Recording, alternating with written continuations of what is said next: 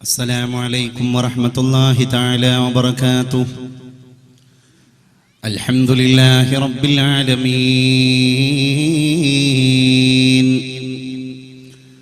الحمد لله نحمده ونستعينه ونؤمن به ونتوكل عليه ونعوذ بالله من شرور أنفسنا ومن سيئات أعمالنا. من يهده الله فلا مضل له ومن يضلله فلا هادي له. ونشهد أن لا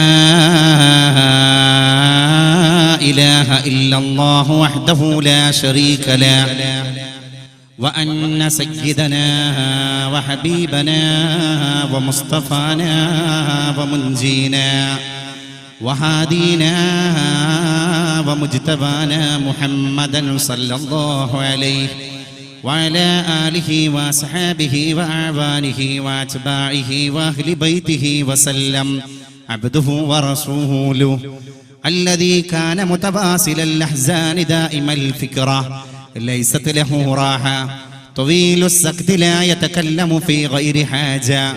كلام حبيبنا صلى الله عليه وسلم فصل لا فضول ولا تقصير ليس بالجافي ولا مهين. يعظم النعمة وإن دقت لا يذم منها شيئا غير أنه لم يذم ذواقا ولا يمده ولا يغضبه الدنيا ولا ما كان لها إذا عارض أشاع. جل ضحكه التبسم يفتر عن مثل حب الغمام يتلألأ وجهه تلألؤ القمر ليلة البدر. اللهم فابلغه عنا السلام. اللهم فابلغه عنا السلام. اللهم فابلغه عنا السلام. اذكرنا يا محمد عند ربك صلى الله عليه وسلم. तला तुम है कश्ती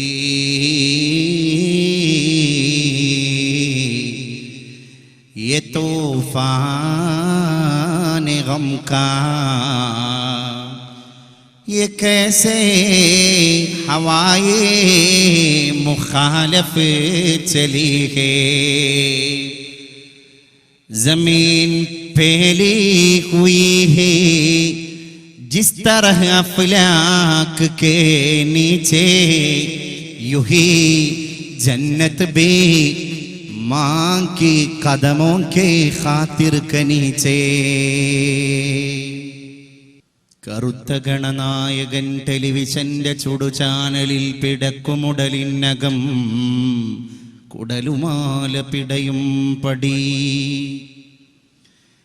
മകന്റെ പുതുകണ്ണിനിക്കിടിലമാണ് പോലുത്സവം. അവന്റെ ചെവി കേൾക്കയിൽ ഇനി ഉറുമ്പുതൻ ഭാഷണം. അവന്റെ മൊഴിയാങ്കലം അതു നിനക്കിലോ സങ്കടം. എനിക്കുപകരിച്ചെന്റെ പഴയകാല രാമായണം. മുടിഞ്ഞ മലയാളമേ മുല പറഞ്ഞ പരദേവതേ നിനക്കു ശരണം മഹാബലിയടഞ്ഞ പാതാളമോ. അനശ്വരമായ ഈ വേദിയെ സാന്നിധ്യം കൊണ്ട് ധന്യമാക്കിക്കൊണ്ടിരിക്കുന്ന പണ്ഡിത ശ്രേഷ്ഠരെ, ഗുരുനാഥരെ, കാരണവന്മാരെ, രക്ഷിതാക്കളെ, പ്രവിശാലമായ ഈ സദസ്സിൽ വിനീതനായി എന്നെ നമ്മുടെ ത്രിദിന മതഭാഷണത്തിന്റെ പ്രഥമ ദിവസമായ ഇന്ന് ശ്രവിക്കാൻ ഒരുമിച്ചു കൂടിയ ജനങ്ങളെ, പ്രിയപ്പെട്ട സഹോദരി സഹോദരങ്ങളെ, ജ്യേഷ്ഠാനുജന്മാരെ, ഉമ്മ പെങ്ങന്മാരെ, വിനീതനായ എന്നെ ഈ പ്രദേശത്തും പരിസരങ്ങളിലും ശ്രവിച്ചുകൊണ്ടിരിക്കുന്ന സഹോദര മതസ്ഥരായ സഹൃദയരെ, അള്ളാഹുവിൻ്റെ ഏറ്റവും വലിയ ഔദാര്യം എന്നല്ലാതെ എന്ത് പറയാൻ. അവനാണ് ഏകഛത്രാധിപത്യത്തിൻ്റെ തമ്പുരാൻ. അവനാണ് ഉടമസ്ഥൻ. അവനാണ് ഒരുമിപ്പിക്കുന്നവൻ. അവൻ തന്നെയാണ് വേർപ്പെടുത്തുന്നവൻ. കൂടിയല്ല ജനിക്കുന്ന നേരത്തും കൂടിയല്ല മരിക്കുന്ന നേരത്തും മധ്യ ഇങ്ങനെ കാണുന്ന നേരത്ത് മത്സരിക്കുന്നതെന്തിനു നാം വൃഥാ. മനുഷ്യ, നമ്മളാരും ഒരുമിച്ച് കൂടിയിട്ടല്ല, ഒരേ സമയത്തല്ല ജന്മം കൊണ്ടത്. എല്ലാം വ്യത്യസ്ത സമയങ്ങളിലാണ്. ഒരേ സമയത്തായിരിക്കണം എന്നില്ല നമ്മുടെ അന്ത്യം. അതും അല്ലാഹു നിശ്ചയിച്ചത് പ്രകാരമാണ്. മധ്യ ഇങ്ങനെ കാണുന്ന നേരത്ത് മത്സരിക്കുന്നതെന്തിനു നാം വൃഥാ. ഈ ശുഷ്കമായ, ഈ നശ്വരമായ, ഈ ക്ഷണപ്രഭാചഞ്ചലം കണക്കെയുള്ള നൈമിഷികമായ ലോകത്തിന്റെ മുമ്പിലൂടെ ജീവിക്കാൻ വിധിക്കപ്പെട്ട കാലത്തിന്റെ യൂപപീഠത്തിലേക്ക് ആനയിക്കപ്പെട്ട ബലിയാടാകുന്ന മനുഷ്യ, എന്തിനാണ് ഈ ശുഷ്കിച്ച ജീവിതത്തിന്റെ നശ്വര സ്വപ്നങ്ങൾക്കിടയിൽ നാം സ്വയം താർക്കികരായി തീരുന്നത്? നമുക്കൊരന്ത്യമുണ്ട്. ആ അന്ത്യത്തിന് വേണ്ടിയാണ് നമ്മുടെ തുടക്കം പോലും എന്ന് തീർച്ചപ്പെടുത്താൻ ഈ സദസ്സ് നമുക്ക് ഉപകരിക്കട്ടെ എൻ്റെ പ്രിയപ്പെട്ടവരെ. അതുകൊണ്ട് തന്നെയാണ് പരിശുദ്ധ നായകന്റെ വൃത്താന്തങ്ങളെ നമ്മൾ സർവിത സർവണം നടത്തിക്കൊണ്ടിരിക്കുന്നത്. ഇവിടെ ഈ സദസ്സിൽ നമുക്കിന്നിന്റെ രാത്രി ഇസ്ലാമികമായിരിക്കുന്ന കുടുംബ പുരാണത്തിന്റെ വൃത്താന്തങ്ങളുടെ കെട്ടടിക്കണം. ഇവിടെ ഇന്നത്തെ ധന്യമായ ഈ മുഹൂർത്തത്തിൽ നമുക്ക് ഇസ്ലാമിക കൗടുംബിക വ്യവസ്ഥിതിയുടെ മനഃശാസ്ത്രപരമായ ഇടപെടലുകളിലേക്ക് കടന്നു ചെല്ലണം. പരിശുദ്ധ റസൂൽ 114 മുമ്പ് ഗുരുനബി മുഹമ്മദ് മുസ്തഫ സല്ലല്ലാഹു അലൈഹി വസല്ലം മദീനയുടെ മണലാരണ്യത്തിലൂടെ ഒരു ലോകനായകന്റെ കൂടെ തന്നെ അവിടെ, ഒരു രാജാവിന്റെ പ്രൗഢിയോട് കൂടെ തന്നെ അവിടെ ഖദീജത്തുൽ കുബ്രാ റളിയല്ലാഹു അൻഹായുടെ അനുഗ്രഹീതനായ മാതൃകാസമ്പന്നനായ ഭർത്താവിന്റെ ആവിഷ്കാരങ്ങളെ തന്റെ ജീവിതത്തിലൂടെ പ്രകാശിപ്പിക്കാൻ, ഒരു ഭർത്താവിന്റെ ആത്മപ്രകാശനം നടത്താൻ മദീനയുടെ മണരാരണ്യത്തിലൂടെ കടന്നു വന്ന പരിശുദ്ധ റസൂൽ സല്ലല്ലാഹു അലൈഹി വസല്ലം സാലാറ കാരവാഹേ മീരേ ഹിജാസ് അപ്നാ ഉസ് നാം സേ ഹേ ബാഖി നാമോ നിശാ ഹമാരാ. ഈ പവിത്രമായ സന്ദർഭത്തിലും ഞങ്ങൾ ആ നാമം സ്മരിക്കുന്ന തമ്പുരാനെ, ഞങ്ങളിങ്ങനെ ഒരുമിച്ച് കൂടാനുള്ള ചേതോവികാരവും ആ നായകനാണ് തമ്പുരാനെ. അതൊരു കുടുംബത്തിന്റെ നായകൻ. ഫാത്തിമാനെ കരളിന്റെ കഷ്ണം എന്ന് പറയുമ്പോൾ അവിടെ പവിത്രനായ ഒരു പിതാവിനെ ഞങ്ങൾ ദർശനം നടത്തുകയാണ്. ആയിഷ ബീവി റളിയല്ലാഹു അൻഹാ ഹദീസ് പറയുകയാണ്, ഒരു ഘട്ടത്തിൽ ഒരു സഹാബി കടന്നു വന്നു പരിശുദ്ധ നായകന്റെ മുമ്പിലേക്ക്. അല്ലാഹുവിന്റെ റസൂലേ, ഇതെന്റെ വീട്ടിൽ ഞാൻ മേക്കുന്ന, നോക്കുന്ന, വളർത്തി ഒട്ടകത്തിന്റെ കറന്നെടുത്ത ചൂടുള്ള പാലാണ് പരിശുദ്ധ നബിയെ. ഞാൻ ഇഷ്ടപ്പെടുന്ന ഒരാളെന്ന രീതിയിൽ അങ്ങേക്ക് ദാനമായിട്ട് തരാനാണ് ഒട്ടകത്തിന്റെ കറന്നെടുത്ത പാലുമായിട്ട് ഞാൻ കടന്നു വന്നത് എന്ന് ആഗതനായ സഹാബി വര്യൻ ലോകനായകന്റെ മുമ്പിൽ പ്രതിവചിക്കുകയാണ്. ആ സഹാബിയോട് പരിശുദ്ധ റസൂൽ തിരിച്ചു ചോദിച്ചു, സഹോദരാ, നീ ഇഷ്ടപ്പെടുന്ന ഒരാളെന്ന രീതിയിലാണ് നീ ഈ പാലടങ്ങിയ പാത്രം മുഹമ്മദിന് ദാനമായിട്ട് തന്നതെങ്കിൽ, ഞാൻ ഇഷ്ടപ്പെടുന്ന ഒരാളെന്ന രീതിയിൽ അത് എൻ്റെ ആയിഷക്ക് കൊടുക്കുന്നതിൽ നിനക്ക് വൈമനസ്യമുണ്ടോ സഹോദരാ? സ്വഹാബി പറഞ്ഞു, 100 വട്ടം സമ്മതമാണ് നബിയെ. അടുക്കളയുടെ 4 കെട്ടിന്റെ ഇടയിൽ നിന്ന് ആയിഷയെ വിളിച്ചുപോയി പരിശുദ്ധ മുസ്തഫ സല്ലല്ലാഹു അലൈഹി വസല്ലം. ലോകത്തിന്റെ രാജകുമാരി കടന്നു വരികയാണ്. ലോകത്തിന്റെ പറുദീസയിലെ രാജ്ഞി കടന്നു വരികയാണ്.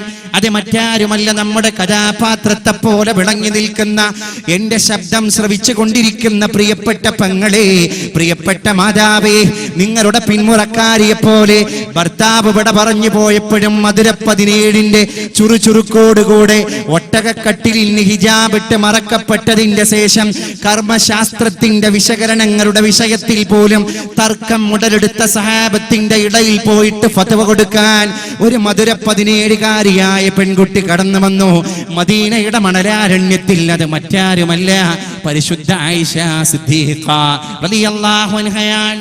ആയിഷ ബീവിയെ അടുത്ത് വിളിച്ചിട്ട് റസൂല് പറഞ്ഞു പോയി, ഇശ്രിബി ആയിഷ, നീ ഈ പാല് കുടിക്കണേ ആയിഷ. ആയിഷ ബീവി പറയാണ്, ഫശരിബ്തു, എന്റെ നായകനല്ലയോ പറഞ്ഞത്, ഞാൻ ആ പാലിനെ പാനം ചെയ്തു. പാല് ഒരുപാട് കുടിച്ചപ്പോൾ ആയിഷ ബീവി പറയുകയാണ്, എൻ്റെ വയറ് നിറഞ്ഞുപോയി, പക്ഷേ പാത്രത്തിലുള്ള പാലോ തീർന്നതുമില്ല. ഉടനെ തന്നെ ഞാൻ എൻ്റെ ലോകനായകനായ ആചാര്യനായ ഭർത്താവിനെ സമീപിച്ചിട്ട് പറഞ്ഞു, നബിയേ, ആയിഷക്ക് വയറ് നിറഞ്ഞുപോയി നബിയേ, പാലാണെങ്കിലോ ഇനിയും അവശേഷിക്കുന്നുണ്ട് നബിയേ. ആയിഷ ബീബി പാല് അവശേഷിക്കുന്ന ചഷകം, ആ പാലിന്റെ പാത്രം പരിശുദ്ധ നായകന്റെ കയ്യിലേക്ക് കൊടുത്തോ. അള്ളാഹുവിന്റെ റസൂലിനോട് കുടിക്കാൻ ആജ്ഞാപനം നടത്തി. പുണ്യനായകൻ കുടിക്കുന്നതിന്റെ മുൻപേ പാത്രത്തിൽ എന്തോ തിരയുകയാണ്. കൂടെ നിന്ന ആളുകൾ ചോദിച്ചു പോയി, പരിശുദ്ധ റസൂലേ, എന്താണ് അങ്ങ് തിരയുന്നത്? അതേ, ആയിഷ കുടിച്ച പാലിന്റെ പാത്രമല്ലയോ നബിയേ? ആ പാത്രത്തിൽ പാലില്ലയോ നബിയേ? അതങ്ങേക്ക് കുടിച്ചാൽ പോരെയോ പരിശുദ്ധ നബിയേ? പിന്നെ എന്താണ് അങ്ങ് തിരയുന്നത് എന്ന് ചോദ്യത്തിന്റെ മറുപടിയായി പരിശുദ്ധ നായകന്റെ മറുപടി, അള്ളാന്റെ റസൂല് പറഞ്ഞു പോയി, സഹാബ, ആയിഷ കുടിച്ച പാത്രമാണ് ഈ പാത്രം. അതുകൊണ്ട് തന്നെ ആയിഷാന്റെ ചുണ്ടിന്റെ അടയാളമാണ് മുഹമ്മദ് പരതുന്നത്. എന്തിനാണ് നബിയെ അങ്ങയുടെ പ്രിയതമയായ ആയിഷ ബീവിയുടെ ചുണ്ടിന്റെ അടയാളം അങ്ങ് പരതുന്നതെന്ന ചോദ്യത്തിന്റെ മറുപടി, ആയിഷയുടെ ചുണ്ട് എവിടെയാണോ ഈ പാത്രത്തിൽ പതിഞ്ഞത് അവിടെ തന്നെ എന്റെ ചുണ്ട് വെച്ചിട്ട് കുടിക്കലാണ് എന്റെ ഭാര്യയോടുള്ള എന്റെ കർത്തവ്യം, എന്റെ ഭാര്യ എന്ന രീതിയിൽ ആയിഷയോടുള്ള എന്റെ കടപ്പാടെന്ന് മണലാരണ്യത്തിന്റെ മരുപ്പറമ്പിന്റെ പ്രവിശാലതയിലേക്ക് കണ്ണന്നിട്ടൊരു ഭാര്യയെ നിർത്തിയിട്ട് മറുപടി പറയാൻ മുന്നോട്ട് വന്ന പരിശുദ്ധ ഭർത്താവ് മുഹമ്മദ് മുസ്തഫ. ഭർത്തൃത്വ ബന്ധത്തിന്റെ പാരസ്പര്യ ബന്ധങ്ങളെ സുദൃഢമാക്കാൻ അള്ളാഹുവിന്റെ റസൂലിന്റെ ജീവിതം പര്യാപ്തമായിരുന്നു. ലോകത്തിന്റെ ബുദ്ധിജീവികൾ എല്ലാവരും അഭിപ്രായപ്പെടുകയുണ്ടായി, ഒരു പ്രവാചക സ്ഥാനം അലങ്കരിക്കുന്നതിന്റെ കൂടെ മനഃശാസ്ത്ര വിദഗ്ധനായ ഒരു ഗൃഹനാഥനാവുക എന്നത് ശ്രമകരമാണ്. ആ ശ്രമകരമായ ദൗത്യത്തെ മുല്ലപ്പൂവിന്റെ പരിമളം തൂകുന്ന പരിശുദ്ധ ത്വാഹൽ വറ മുഹമ്മദ് മുജ്തബ സല്ലല്ലാഹു അലൈഹി വസല്ലം എത്ര ലാളിത്യത്തോടെ, എത്ര ലാഘവത്തോടെ, എത്ര നൈർമൂല്യ പ്രതീതിയോടുകൂടെയാണ് കൈകാര്യം ചെയ്തത്. അത് പാഠമാണ്, പുതിയ തലമുറക്ക് പ്രത്യേകിച്ചും പാഠമാണ്. ഇന്ന് കമ്മ്യൂണിക്കേഷൻ ഗ്യാപ്പ്, പുതിയ ലോകത്തിന്റെ ഏറ്റവും വലിയൊരു വൃത്താന്തം എന്ന് പറയുന്നത് തന്നെ communication gap and generation gap. പഴയ തലമുറയുടെ കൾച്ചറിനെ മുച്ചൂടും നമ്മൾ നശിപ്പിച്ചു. നമ്മുടെ പ്രപിതാക്കന്മാര് നമുക്ക് കൈമാറി കടന്നു വന്ന, ഹാൻഡ് ഓവർ ചെയ്തു വന്ന ഒരു സംസ്കൃതി ഉണ്ടായിരുന്നു കുടുംബാന്തരീക്ഷത്തിൽ. എവിടെ പോയി? ഇന്ന് ന്യൂക്ലിയർ ഫാമിലിയാണ്, എല്ലാം അണുകുടുംബമാണ്. ഈ അണുകുടുംബത്തിന്റെ ഇടയിൽ നിന്ന് മനുഷ്യന്റെ വിശ്വസംസ്കാരം എന്ന് പറയുന്ന ഘടകം തേഞ്ഞുമാഞ്ഞു പോയി. അന്നങ്ങനെയല്ല, ജോയിന്റ് ഫാമിലിയാണ്, സൊസൈറ്റി. യാ അയ്യുഹന്നാസ് ഓഹ് മാൻകൈൻഡ് ഇന്നാ ഖലഖനാകും മിൻ ദക്കറിൻ വ ഉൻസാ, we created you from a single pair of male and female. കുടുംബം എന്ന് പറയുന്ന തത്വശാസ്ത്രത്തെ നമ്മൾ മനസ്സിലാക്കേണ്ടത് ആ ഘടകത്തിലൂടെയാണ്. എവിടെ ഒരു പുരുഷനുണ്ടോ അവിടെ സ്ത്രീത്വമുണ്ട്, എവിടെ പൗരുഷമുണ്ടോ അവിടെ സ്ത്രൈണമുണ്ട്. ഫീമെയിൽ എന്ന് പറയുന്ന പദത്തിന്റെ അകത്ത് തന്നെ മെയിൽ ഉണ്ട്. ഇംഗ്ലീഷ് ഭാഷയിൽ ഷീ എന്ന് പറയുമ്പോൾ അതിന്റെ അകത്ത് തന്നെ ഹീ, പുരുഷന്റെ അവതാരമാകുന്ന ഹീ ഉണ്ട്. MRS മിസിസ് എന്ന് പെണ്ണിനെ പുരസ്കരിക്കുമ്പോൾ അതിന്റെ അകത്ത് തന്നെ പുരുഷനെ അഭിസംബോധന ചെയ്യപ്പെടുന്ന മിസ്റ്റർ ഉണ്ട്. ആലോചിക്കണം, നമ്മൾ എല്ലാം ഈ പ്രകൃതിയിൽ ലയിച്ചു ചേർന്ന ശബ്ദങ്ങളാണ്. അതുകൊണ്ട് തന്നെയാണ് വീട്, ആ വീടാകുന്ന കുടുംബമാകുന്ന വാഹനത്തിന്റെ മുന്നിലുള്ള ഇരുവശങ്ങളിലുള്ള 2 ചക്രങ്ങളാണ്. ഭാര്യയും ഭർത്താവും അല്ലെങ്കിൽ മാതാവും പിതാവും. ആ ചക്രങ്ങളുടെ അലൈൻമെന്റ് തെറ്റാതെ പോയാലാണ്, അതിൻ്റെ വീൽ ബാലൻസ് ക്ലിയർ ആയി പോയാലാണ് ആ വാഹനത്തിന്റെ ചലനം തന്നെ ദുഷ്കരമല്ലാത്ത രീതിയിൽ അനായാസ പ്രയാണം നടത്താൻ സാധ്യമാവുകയുള്ളൂ. എന്ന പോലെയാണ് കൗടുംബിക വ്യവസ്ഥിതിയുടെ കുടുംബമാകുന്ന വാഹനത്തിന്റെ 2 ചക്രങ്ങളെ പോലെ ഭാര്യ ഭർത്താക്കന്മാര് അതുകൊണ്ട് തന്നെ അല്ലലില്ലാത്ത അലറ്റലില്ലാത്ത മുട്ടും തടവുമില്ലാത്ത ഒരു കുടുംബ വ്യവസ്ഥിതിക്ക് വേണ്ടി കൈകോർക്കാൻ ഈ ഒരുമിച്ച് കൂടൽ നമുക്ക് ചേതോവികാരം നൽകേണ്ടതുണ്ട്, നമുക്ക് ശക്തി പകരേണ്ടതുണ്ട്. ഇങ്ങനെയുള്ള ഒരുമിച്ച് കൂടലുകൾ ഇസ്ലാമിക കുടുംബ വ്യവസ്ഥിതിയുടെ ചാലക ശക്തിയായി മാറേണ്ടതുണ്ട്. ദുഃഖകരമെന്ന് പറയട്ടെ പ്രിയപ്പെട്ടവരെ, കേരളത്തിൽ ഏറ്റവും കൂടുതൽ സജീവമായി കൊണ്ടിരിക്കുന്ന കോടതി കുടുംബ കോടതിയാണ്. രജിസ്റ്റർ മാരേജ് നടന്നുകൊണ്ടിരിക്കുന്ന കോടതികൾ. പോലീസ് സ്റ്റേഷന്റെ വരാന്തയിലേക്ക് പാവപ്പെട്ട പിതാവിനെ മറക്കാൻ, പാവപ്പെട്ട മാതാവിനെ മറക്കാൻ കാമുകി കാമുകന്മാര് കയ്യോട് കൈ പിടിച്ച് തോളോട് തോളുരമ്മി നട്ടപ്പാതിര സമയത്തും പട്ടാപകൽ സമയത്തും നിയമപാലകന്റെ മുമ്പിൽ പോലീസ് സ്റ്റേഷനിൽ വന്നിട്ട് രാജ്യത്തിന്റെ കോൺസ്റ്റിറ്റ്യൂഷൻ നടത്തിയെടുത്തിട്ട് രജിസ്ട്രേഷൻ മാരേജ് നടത്താൻ കോപ്പ് കൂട്ടിക്കൊണ്ടിരിക്കുന്ന ദൗർഭാഗ്യകരമായ നവലോകത്തിന്റെ പ്രതിസന്ധി ജനകമായ വ്യവസ്ഥിതിയുടെ നടുത്തളത്തിൽ എന്റെ പ്രിയപ്പെട്ടവരെ, നമ്മുടെ മക്കൾക്ക് അച്ചടക്കം പഠിപ്പിക്കാനുള്ള സമയം വൈകിപ്പോയിരിക്കുകയാണ്. എന്താണ് കൊച്ചിയിലെ മറൈൻ ഡ്രൈവിൽ 2 ദിവസം മുമ്പ് അരങ്ങേറിയത്? കിസ് ഓഫ് ലവ്, സ്നേഹത്തിന്റെ ചുംബന സ്പർശം കൈമാറാൻ ഒരു ചടങ്ങ്. അതൊരു സമരാവേശത്തോടുകൂടെ കേരളം ഏറ്റെടുത്തു, ഇന്ത്യ രാജ്യം ഏറ്റെടുത്തു. അതിന്റെ അനുരണനങ്ങൾ ഇന്ന് മഹാരാഷ്ട്രയിൽ കണ്ടു, ഹരിയാനയിൽ കണ്ടു, ആന്ധ്രാപ്രദേശിൽ കണ്ടു. രാജ്യത്തിന്റെ ഇന്ദ്രപ്രസ്ഥത്തിൽ ക്യാപിറ്റൽ സിറ്റി ഓഫ് ഇന്ത്യ ഡൽഹിയുടെ മടിത്തട്ടിൽ നമ്മൾ ദർശനം നടത്തി. BBC-യുടെ വാർത്താ ഏജൻസിയിലെ ഉദ്യോഗസ്ഥന്മാര് കൊച്ചിയിലെ മറൈൻ ഡ്രൈവിലേക്ക് കടന്നു വന്നത്രേ. അൽ ജസീറ ചാനലിന്റെ റെപ്രസെന്റേറ്റീവ്സ് കൊച്ചിയിലെ മറൈൻ ഡ്രൈവിലേക്ക് കടന്നു വന്നത്രേ. 2014 നവംബർ 2 കേരളം അത്ര പെട്ടെന്ന് മറന്നു പോവൂല എന്ന് മുദ്ര കുത്തപ്പെട്ട പോലെ, ഈ ചരിത്രത്തിന്റെ ആഖ്യാനം പോലെ, ദുഃഖകരമായ സംഭവ വികാസം പോലെ, കേരളത്തിന്റെ ചരിത്രത്തിന്റെ നാഴികക്കല്ലിന്റെ രജതരേഖ പോലെ, കല്ലിൽ കൊത്തിവെക്കപ്പെട്ട ദുഃഖാർദ്രമായിരിക്കുന്ന വൃത്താന്തം പോലെ കൊച്ചിയിലെ സംഭവ വികാസം നമ്മളെ ഓർമ്മപ്പെടുത്തിക്കൊണ്ടിരിക്കുകയാണ്. കേരളീയന്റെ കോമൺ സെൻസ് ശരിക്ക് വിദേശ മാധ്യമങ്ങൾ ഒപ്പിയെടുത്തു. ആകെ 30 ആളാണ് ചുംബന സമരത്തിൽ പങ്കെടുക്കാൻ വന്നത്. കാണാൻ വന്നത് 10,000 ആൾക്കാരാണ്. അവിടെ മനസ്സിലായി കേരളീയന്റെ പൊതു സ്വഭാവത്തിന്റെ കൂത്തരങ്ങ് എവിടെ എത്തി നിൽക്കുന്നു, നമ്മുടെ കോമൺ സെൻസ് എവിടെ എത്തി നിൽക്കുന്നു. അതാ ഞാൻ നേരത്തെ സൂചിപ്പിച്ചത്, ദിസ് ഈസ് ജനറേഷൻ ഗ്യാപ്പ്. ഇത് ഒരു തലമുറയുടെ ഗ്യാപ്പായി പോയിരിക്കുകയാണ്. ആ ഗ്യാപ്പിനെ ഇനി നികത്തുക സാധ്യമാണ്. എങ്ങനെ നികത്താൻ? നമ്മൾ ആരാണ്? Be touched moon. നമ്മൾ ചന്ദ്രനിലും ചൊവ്വയിലും സ്പർശനം നടത്തിയവരാണ്. ബട്ട് അവർ നെയ്ബർഹുഡ് ഈസ് അൺനോൺ.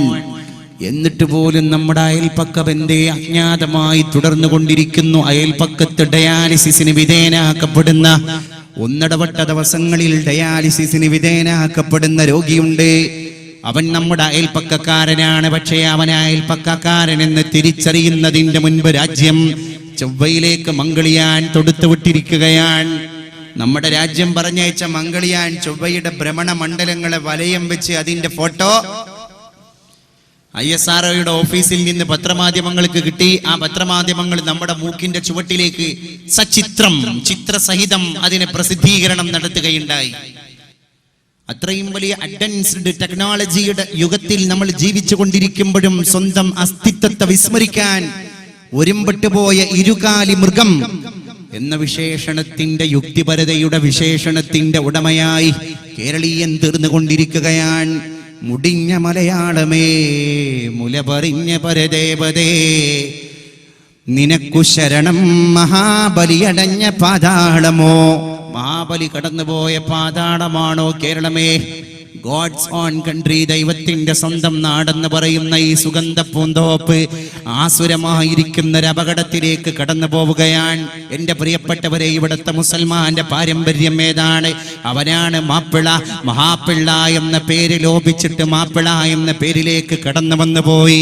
അവൻ രചിച്ച ഗാനശീലികളുടെ പേര് മാപ്പിളപ്പാട്ടാണ്. അവൻ നടത്തുന്ന സ്ഥാപനത്തിന്റെ പേര് മാപ്പിള കലാലയമാണ്.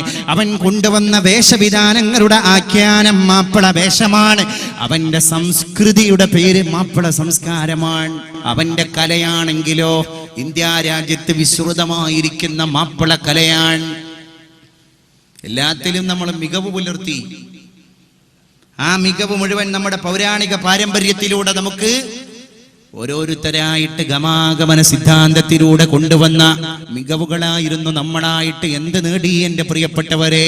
അവിടെയാണ് തിരിച്ചറിവിന്റെ ശക്തി പോലെ 14 മുമ്പ് ഒരു കുടുംബ വ്യവസ്ഥിതിയുടെ ഉൾത്തുടിപ്പോടുകൂടെയുള്ള അന്തർധാരകളെ, അതിൻ്റെ ഉള്ളിലുള്ള ആശയങ്ങളെ സ്വന്തം ജീവിതത്തിലൂടെ പകർത്തി എഴുതാൻ അഷ്റഫുൽ ഖൽഖ് മുഹമ്മദ് മുസ്തഫ സല്ലല്ലാഹു അലൈഹി വസല്ലം വളരെ കഷ്ടപ്പാടോടുകൂടെ ഒരു കുടുംബം ജീവിച്ചു പോരാൻ നമ്മൾ തിരിച്ചറിയേണ്ടതുണ്ട്. ഇന്ന് തിരിച്ചറിവ് നഷ്ടപ്പെട്ട ലോകത്തിന്റെ നടുത്തളത്തിൽ നമ്മുടെ തിരിച്ചറിവിനെ കൊണ്ടുവരണം. അഡ്വാൻസ്ഡ് മെഡിസിൻ നമ്മുടെ മുമ്പിലുള്ളത് മുഴുവൻ സാങ്കേതിക തികവോടുകൂടെയുള്ള ഔഷധക്കൂട്ടുകളാണ്. ബട്ട് പവർ ഹെൽത്ത്, നമ്മുടെ ശരീരത്തിന്റെ ആരോഗ്യം എന്നിട്ടും ക്ഷയിച്ചു പോയിരിക്കുകയാണ്. വലിയ വലിയ മെഡിസിൻസിന്റെ മുമ്പിലാണ് നമ്മളുള്ളത്. പഴയ കാലത്ത് കൊളസ്ട്രോൾ നോക്കാൻ യന്ത്ര സംവിധാനമില്ല, കാരണം അന്ന് കൊളസ്ട്രോളേ ഇല്ല. യന്ത്ര സംവിധാനത്തിന്റെ അപര്യാപ്തത മൂലം കുഴങ്ങേണ്ട അവസ്ഥ പഴയ കാലത്ത് നമ്മുടെ ജനറേഷനിലെ ആളുകൾക്ക് വന്നിട്ടില്ല. ഇന്ന് യന്ത്ര സംവിധാനങ്ങളുടെ ബാഹുല്യമാണ്, ആധിക്യമാണ്. പക്ഷേ എന്നിട്ടും മനുഷ്യൻ ആരോഗ്യത്തിലേക്ക് വീണ്ടെടുപ്പ് നടത്തപ്പെടുന്നില്ല. യന്ത്രങ്ങൾ കണ്ടുപിടിക്കപ്പെടുന്തോറും മനുഷ്യൻ ക്ഷയിച്ചു കൊണ്ടിരിക്കുകയാണ്. സാങ്കേതിക വിദ്യ ഉയർന്നു വരുന്തോറും മനുഷ്യനെ കടന്നാക്രമണം നടത്താൻ പുതിയ പേരുകളിൽ എബോളകളും കൊറോണകളും കടന്നു വരികയാണ്.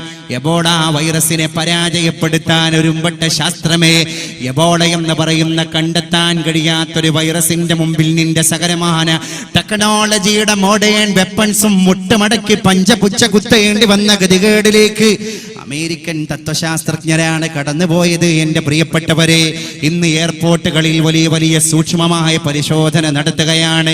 പഴയകാലത്തെ കോളറ കൊണ്ട് മരിച്ചുപോയ ആളുകളെക്കാൾ പഴയകാലത്തെ എപ്പിഡമിക് ഡിസീസ് എന്ന് വിശേഷിപ്പിക്കപ്പെടാവുന്ന സാംക്രമിക രോഗം കാരണം മരണത്തിലേക്ക് കൂപ്പുകുത്തപ്പെട്ടു പോയ ആളുകളുടെ മരണസംഖ്യയേക്കാൾ കൂടുതലാണ് ആധുനിക ലോകത്ത് മനുഷ്യ നീ നിന്റെ മരണത്തിന്റെ കാരണമായി കൊണ്ടിരിക്കുന്ന ഹാർട്ട് അറ്റാക്ക് പോലെയുള്ള, ക്യാൻസർ പോലെയുള്ള, കിഡ്നി രോഗം പോലെയുള്ള, അതുപോലെ തന്നെ ഇത്തരത്തിലുള്ള എബോള, കൊറോണ വൈറസുകളെ പോലെയുള്ള മഹാമാരികളുടെ ഇരകളായിട്ട് മനുഷ്യൻ മരണത്തിലേക്ക് കടന്നു പോകുമ്പോൾ അത് പഴയകാല സംവിധാനങ്ങളുടെ അപര്യാപ്തത മൂലം കുഴങ്ങിപ്പോയ കാലഘട്ടത്തിലെ മരണസംഖ്യയേക്കാൾ എത്രയോ 10 മടങ്ങ് കൂടിപ്പോയതാണ് എന്ന് ആധുനിക മെഡിക്കൽ സയൻസ് കണക്ക് മേശപ്പുറത്ത് വെച്ചുകൊണ്ടിരിക്കുകയാണ്. അതുകൊണ്ട് എൻ്റെ പ്രിയപ്പെട്ടവരെ, ടോൾസ്റ്റോയ് പറഞ്ഞ പോലെ പ്രപഞ്ചത്തെപ്പറ്റി ഞാൻ പഠിക്കുന്നതിൻ്റെ മുൻപ് ഞാനായിരുന്നു വലിയവൻ എങ്കിൽ ഈ പ്രപഞ്ചത്തെപ്പറ്റി ഞാൻ പഠനം നടത്താൻ തുടങ്ങിയപ്പോൾ ഞാൻ ചെറുതായി. ഇവിടെ ഒരു വലിയ ആളുണ്ട്, അത് അല്ലാഹു അല്ലെങ്കിൽ ഈശ്വരൻ അല്ലെങ്കിൽ ദൈവം അല്ലെങ്കിൽ സൃഷ്ടാവ് അല്ലെങ്കിൽ തമ്പുരാൻ. അവൻ ഒരുവനാണ്, അവനാണ് ഏകഛത്രാധിപത്യത്തിന്റെ ഉടമസ്ഥൻ. ആ ഉടമസ്ഥനായ തമ്പുരാനാണ് ലോകത്തിന്റെ വിധിയുടെ വിധാതാവ്. അവന്റെ ആസ്തിക്യത്തെ അന്വേഷണം നടത്താൻ ബുദ്ധിജീവിയായ ടോൾസ്റ്റോയ് പോലും കടന്നു വരികയാണ്. എന്തുകൊണ്ട്? ഇസ്ലാം എന്ന് പറയുന്ന വളരെ പ്യുവർ ആൻഡ് ക്ലിയർ, ഇത്രയും വലിയൊരു പ്ലാറ്റ്ഫോം വളരെ സൗജന്യമായി കുടുംബപരമായി പാരമ്പര്യമായി കിട്ടിയ നമുക്ക് ഈ മതത്തിന്റെ മൂല്യം അറിയുന്നില്ല, ഇതിന്റെ വില തിരിച്ചറിയാൻ നമുക്ക് കഴിയുന്നില്ല. മതത്തിന്റെ സംസ്കാരങ്ങളെ കുപ്പത്തൊട്ടിയിലേക്ക് വലിച്ചെറിയാനാ നമ്മൾ വരുന്നത്. ആർഭാടരഹിതമായ ദുരാചാരവിരുദ്ധമായ ആചാര സംശുദ്ധിയുള്ള വിവാഹം നടത്താൻ കുടുംബനാഥന്മാരോട് ഇസ്ലാം ആജ്ഞാപനം നടത്തിയിട്ട് എത്ര കാലങ്ങളായി. ഇന്ന് ഏറ്റവും വലിയ ദുരാചാര ഭൂഷണത്തിന്റെ കല്യാണ മാമാങ്കങ്ങള് നമ്മളല്ലയോ മലബാറുകാരെ നടത്തിക്കൊണ്ടിരിക്കുന്നത്. ഈ അടുത്താണ് ഡൽഹിയിൽ ഒരു മാധ്യമ പ്രവർത്തകൻ ഒരു ക്ഷേത്രത്തിന്റെ 4 കെട്ടിൽ വെച്ച് നടക്കുന്ന കല്യാണ മഹാമഹത്തിൽ പങ്കെടുക്കാൻ വേണ്ടി കടന്നു വന്നത്. അദ്ദേഹത്തിന്റെ സഹൃദയനായ കേരളത്തിലെ മാധ്യമ പ്രവർത്തകനാണ് വരൻ. ക്ഷേത്രത്തിന്റെ 4 കെട്ട് അമ്പലത്തിന്റെ ഉള്ളിൽ വെച്ചിട്ട് 2 മിനിറ്റ് കൊണ്ട് താലി ചാർത്തി, താലം കൈമാറി, ചടങ്ങ് കഴിഞ്ഞു. വളരെ അത്ഭുതപ്പെട്ടിട്ട് ഡൽഹിയിൽ നിന്ന് ക്ഷണിതാവായിട്ട് കടന്നു വന്ന കേരളത്തിലെ മാധ്യമ പ്രവർത്തകനായ വരന്റെ ഡൽഹിയിലെ സുഹൃത്ത് ഈ കല്യാണ രംഗം കണ്ടിട്ട് ഇതിന്റെ ലാളിത്യ വിശുദ്ധി ഒപ്പിയെടുത്തിട്ട് അദ്ദേഹം ഡൽഹിയിൽ പ്രസിദ്ധീകരിക്കപ്പെടുന്ന ഇംഗ്ലീഷ് പത്രത്തിൽ മുഖപ്രസംഗം എഴുതി. കേരളത്തിലെ വിവാഹത്തിന്റെ ലാളിത്യമായിരുന്നു അതിന്റെ പ്രധാനമായിരിക്കുന്ന ശീർഷകം. ഞാൻ ചോദിക്കട്ടെ,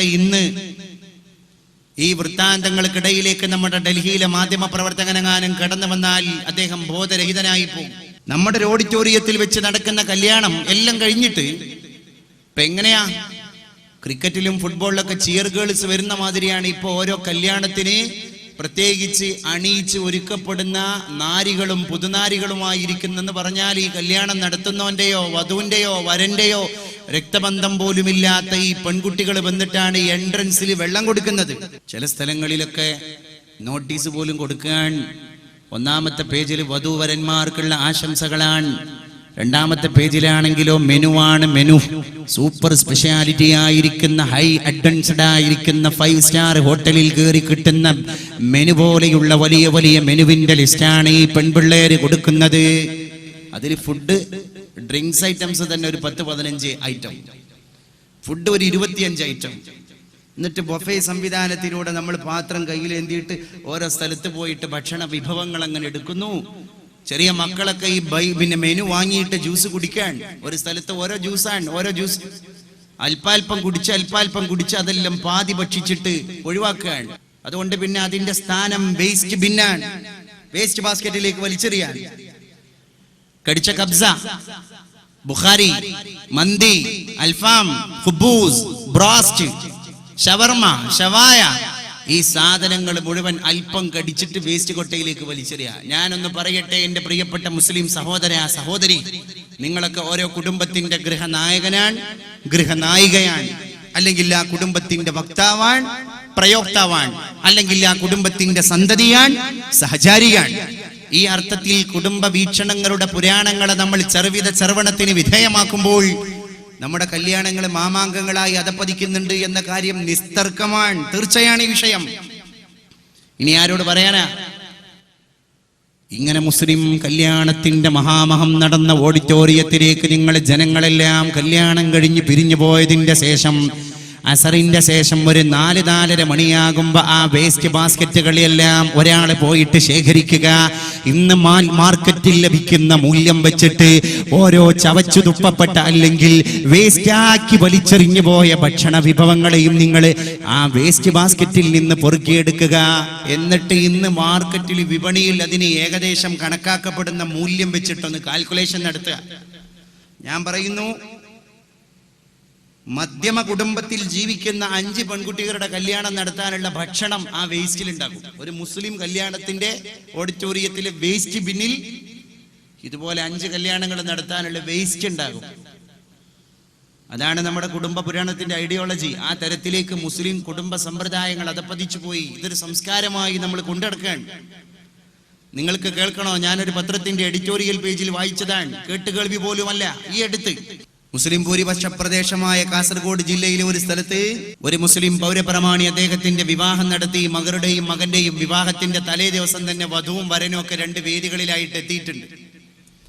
എന്നിട്ട് ക്ഷണിതാക്കളായിട്ട് കടന്നു വന്ന ആളുകൾക്ക് മുമ്പിൽ അനൗൺസ്മെന്റ് ആണ്. എന്താ അനൗൺസ്മെന്റിൽ മുഴങ്ങിക്കേൾക്കുന്നത്? ഒപ്പന നടക്കുന്ന വേദിയിലാണ് വധുവുള്ളത്, വധുവിനെ കാണേണ്ട ആളുകൾ 1-ാം വേദിയിലേക്ക് പോവുക. 2-ാം വേദിയിൽ നടക്കുന്നത് അറബനയാണ്, വരനെ കാണേണ്ട ആളുകൾ 2-ാം വേദിയിലേക്ക് പോവുക. കഴിഞ്ഞ വർഷം മലപ്പുറം MSP ഗ്രൗണ്ടിൽ സ്കൂൾ യുവജനോത്സവത്തിൽ അരങ്ങേറിയ അതേ പ്രതീതി നമ്മുടെ ഇസ്ലാമിന്റെ വലിയ വലിയ പ്രമാണിമാരുടെ കല്യാണത്തിൽ നടക്കുന്നു എന്ന് പറയുമ്പോൾ എൻ്റെ പ്രിയപ്പെട്ടവരെ, അതിൻ്റെ ഒരു മതകീയ മാനം കൂടി കുടുംബ വ്യവസ്ഥിതിയിലൂടെ തന്നെ വായിച്ചെടുക്കൽ അനുപേക്ഷണീയമാണ്. അതുകൊണ്ടാണ് ഞാൻ സാന്ദർഭികമായ വിഷയം സൂചിപ്പിച്ചത്. ഉമ്മമാർക്ക് നല്ലൊരു ഇടപെടൽ ഈ വിഷയത്തിൽ നടത്താൻ കഴിയും, തീർച്ചയാണ്. കുട്ടിയുടെ സംസ്കാര രൂപീകരണത്തിൽ പോലും മാതാവിന്റെ ഇൻഫ്ലുവൻസ്, മാതാവ് ചെലുത്തുന്ന എന്ന് പറയാൻ ഞാൻ ആളല്ല, മാതാവ് ചെലുത്തേണ്ട സ്വാധീനം അപാരമാണ്. അൽ ഉമ്മു മദ്റസത്തുൻ ഇദാ അഅദത്തഹാ അഅദത്ത ജീലൻ ത്വയ്യിബൽ അത്റാഫി. ആരാണ് മാതാവ്? മാതാവേ, നിങ്ങളാണ് മതകലാലയം, നിങ്ങളാണ് നിങ്ങളുടെ കുഞ്ഞിന്റെ വേഷവിധാനത്തെ തീരുമാനിക്കാൻ അർഹതയുള്ളവൾ. അതുകൊണ്ട് നിങ്ങളുടെ പെൺകുട്ടി ഏത് വേഷമാണ് ധരിച്ചത്, ആ വേഷവിധാനത്തിന്റെ പേരിൽ ചോദ്യം ചെയ്യപ്പെടേണ്ട ഉത്തരവാദിത്തം അങ്ങേക്കാൻ എന്ന് മാതാവിനെ വിളിച്ചിട്ട് ഇസ്ലാം പറയാൻ. കുട്ടിയുടെ ഭാഷ കുട്ടിയുടെ സംസ്കാരമാണ്, കുട്ടിയുടെ ഹാബിറ്റ്സ്, കുട്ടിയുടെ ബോഡി ലാംഗ്വേജ്, കുട്ടി മറ്റുള്ളവരോട് പെരുമാറുന്ന ബിഹേവിയർ സ്റ്റൈൽ എല്ലാത്തിനും മാതാവിനെ പറഞ്ഞറിയിക്കാൻ കഴിയാത്ത ഏറ്റവും വലിയൊരു സ്വാധീനമുണ്ട്. തീർച്ചയാണ്. ഞാനൊന്ന് ചോദിക്കട്ടെ, കിസ് ഓഫ് ലവ് എന്ന് പറയുന്ന പരിപാടി കൊച്ചിയിലെ മറൈൻ ഡ്രൈവിന്റെ തീരത്ത് വെച്ച് നടത്താൻ തീരുമാനിച്ച ഈ പെൺകുട്ടികളുടെ മാതാപിതാക്കളെ പറ്റിയാണ് പിന്നെ പത്രമാധ്യമങ്ങൾ റിപ്പോർട്ട് ചെയ്തത്.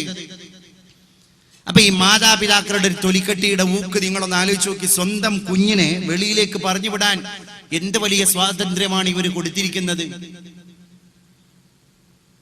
അതുകൊണ്ട് അതിന് ബദൽ സംവിധാനം സ്മൈൽ ഓഫ് ലവ് ആണ് ഇസ്ലാമിക ആചാര്യന്മാരായിരിക്കുന്ന നമ്മൾ കൊണ്ടുവരേണ്ടത്.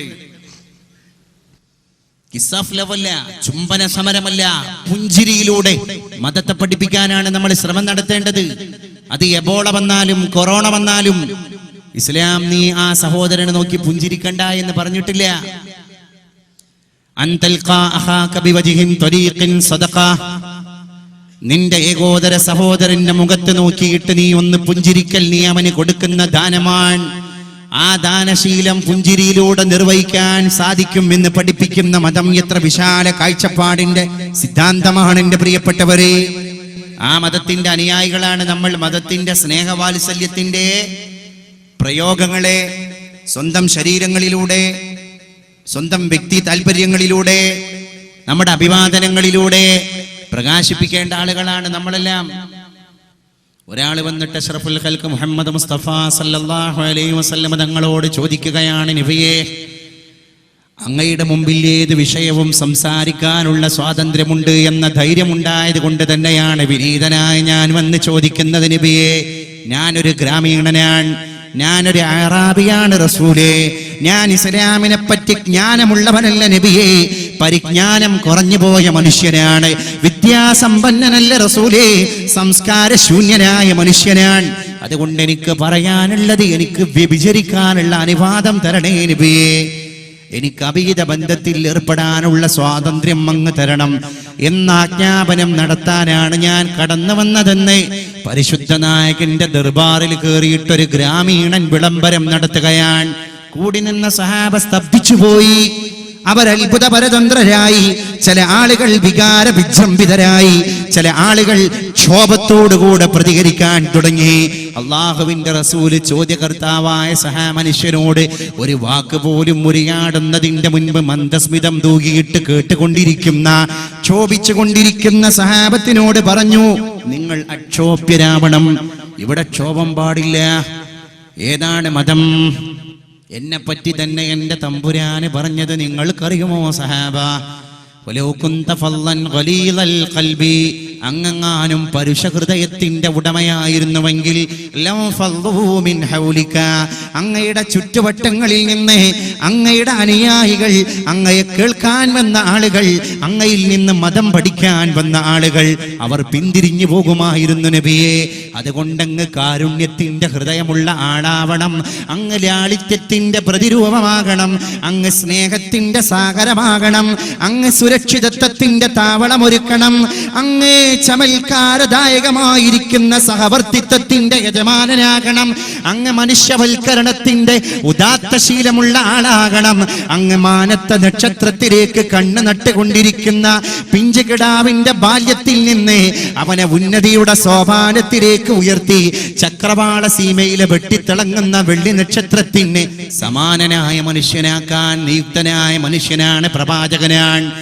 ഇന്നെന്റെ തമ്പുരാൻ എന്നോട് ആജ്ഞാപനം നടത്തിയിട്ടുണ്ടെങ്കിൽ എന്റെ പ്രിയപ്പെട്ട സഹാബ, വ്യഭിചരിക്കാൻ സ്വാതന്ത്ര്യം ചോദിച്ചു വന്ന ഈ ഗ്രാമീണനെ നിങ്ങൾ തടയാൻ പാടില്ല. അവന് മരുന്ന് കൊടുക്കൽ എന്റെ ഉത്തരവാദിത്തമാണ്, അവന് ഔഷധം കുറിച്ചു കൊടുക്കൽ, അല്ലെങ്കിൽ അവൻ ചോദിച്ച ചോദ്യത്തിന് രമ്യമായി പരിഹാരം കാണൽ നിങ്ങളുടെ നായകനായ മുഹമ്മദിന്റെ കർത്തവ്യമാണെന്ന് മദീനയുടെ മണരാരണ്യത്തിൽ മുഴക്കി പരിശുദ്ധ റൂഹി ഫിദാ മുഹമ്മദ് മുസ്തഫ സല്ലല്ലാഹു അലൈഹി വസല്ലം ആ ഗ്രാമീണനായ മനുഷ്യനെ പരിശുദ്ധ നായകൻ തന്റെ അടുക്കലേക്ക് വിളിക്കുകയാണ്. അദ്ദേഹമാണെങ്കിലോ സടകുടഞ്ഞ സിംഹത്തെ പോലെയാണ്, പരിശുദ്ധ റസൂലാണെങ്കിലോ മഴ നനഞ്ഞ കുഞ്ഞാടിനെ പോലെയാണ്.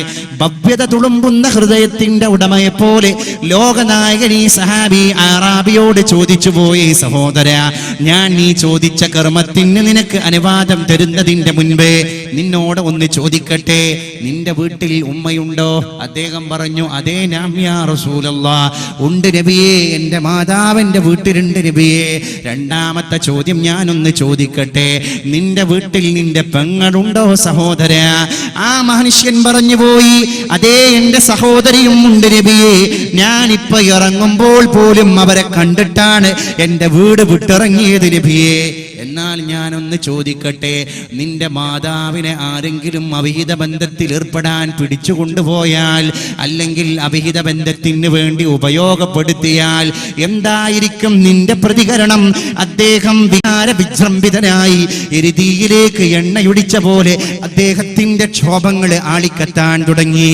ആ മനുഷ്യൻ പറഞ്ഞു പോയി, വിട്ടില്ല ഞാൻ അവനെ. ആരാണ് ആ ദ്രോഹി? എന്റെ മാതാവിനെ അവിഹിത ബന്ധത്തിന് വേണ്ടി ഉപയോഗിക്കാൻ കൊലകൊമ്പനെ പോലെ കടന്നു വന്നവൻ. ഏത് വില്ലാളി വീരനാണെങ്കിലും ശരി, എന്റെ കയ്യിലുള്ള വാള് കൊണ്ട് ഞാൻ അവനെ വെട്ടിക്കൊലപ്പെടുത്തും നബിയേ. അദ്ദേഹത്തോട് പരിശുദ്ധ നായകൻ പറഞ്ഞു, സഹോദര, ശാന്തനാകണം, എന്റെ ചോദ്യം അവസാനിച്ചിട്ടില്ല, എന്റെ ചോദ്യം അവസാനിച്ചിട്ടില്ല.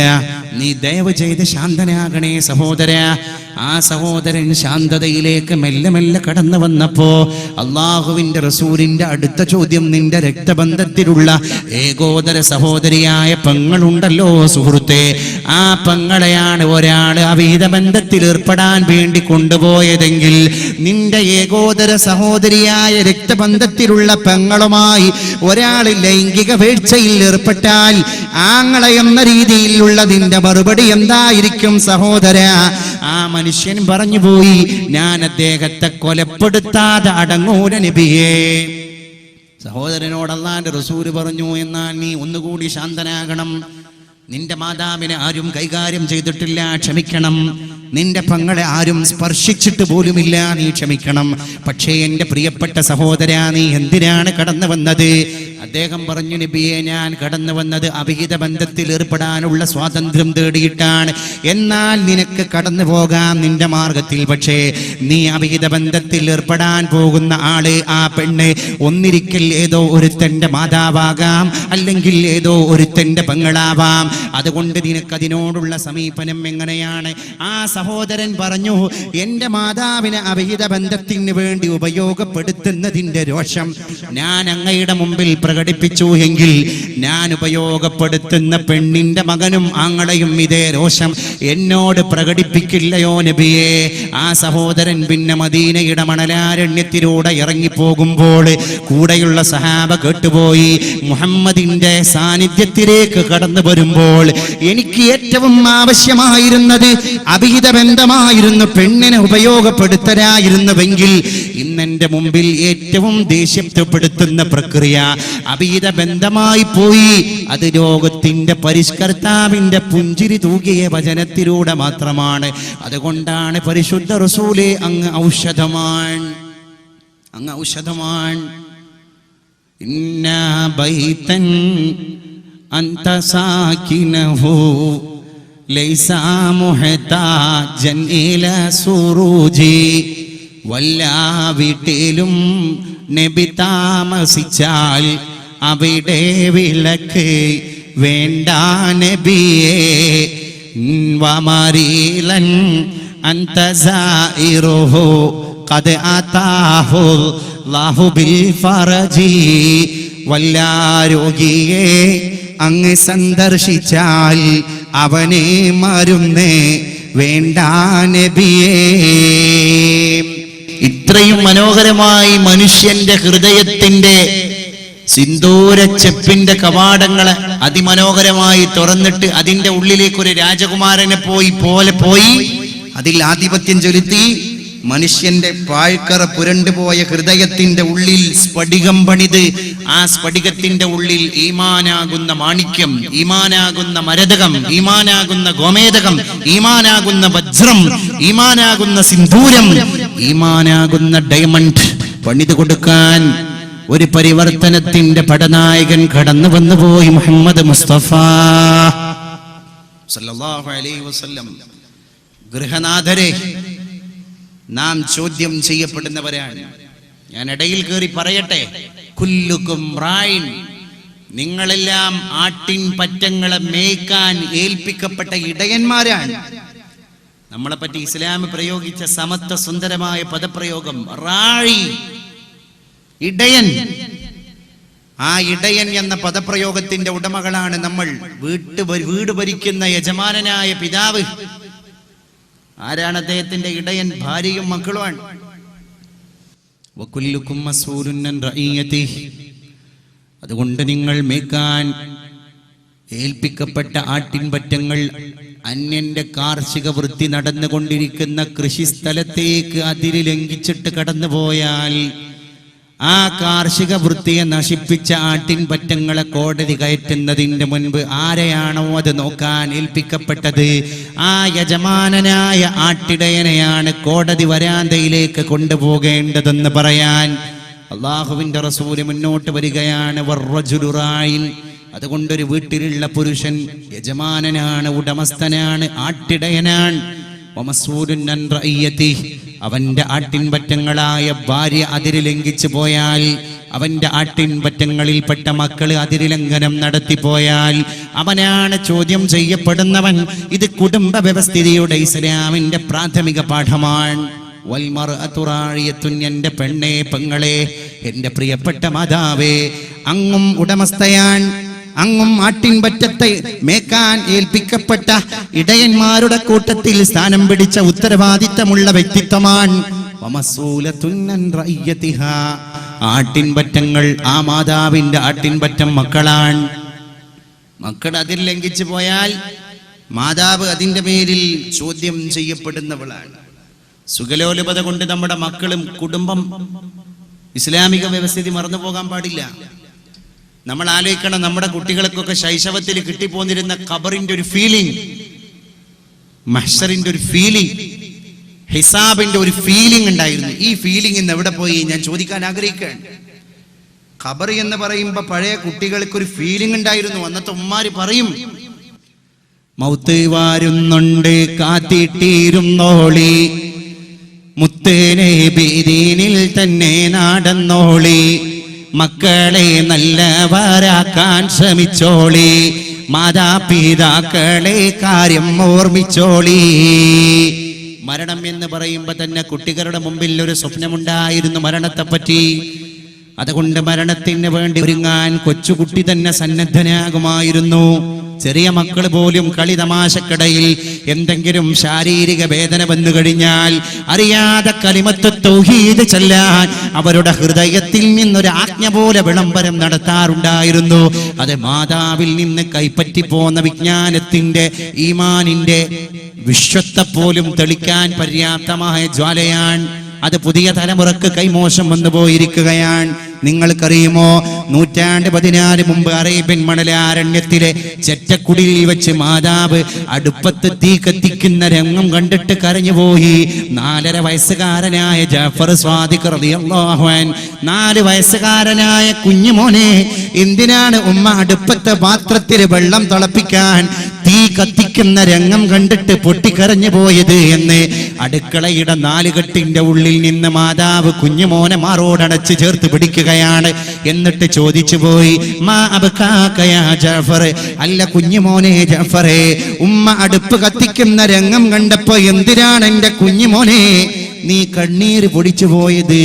ജാഫർ പറഞ്ഞു പോയി, മാതാവേ, അങ്ങ് കഴിഞ്ഞയാഴ്ച പറഞ്ഞു തന്ന കഥ ഓർത്തിട്ടാണ്.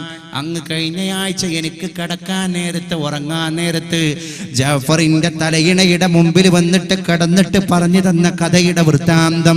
അന്നത്തെ വിഷയം നരകമായിരുന്നു മാതാവേ. അന്ന് അങ്ങ് ഓതി കേൾപ്പിച്ചു ഈ കുഞ്ഞുമോന്റെ മനസ്സിലേക്ക്, വഖൂദുഹന്നാസു വൽ ഹിജാറ, മോനെ ജാഫറേ, നരകത്തിൽ കത്തിക്കപ്പെടുന്ന വിറകുകൾ അത് മനുഷ്യരും കല്ലുകളുമാണ്. എത്ര വലിയ പരമാർത്ഥമാണത്!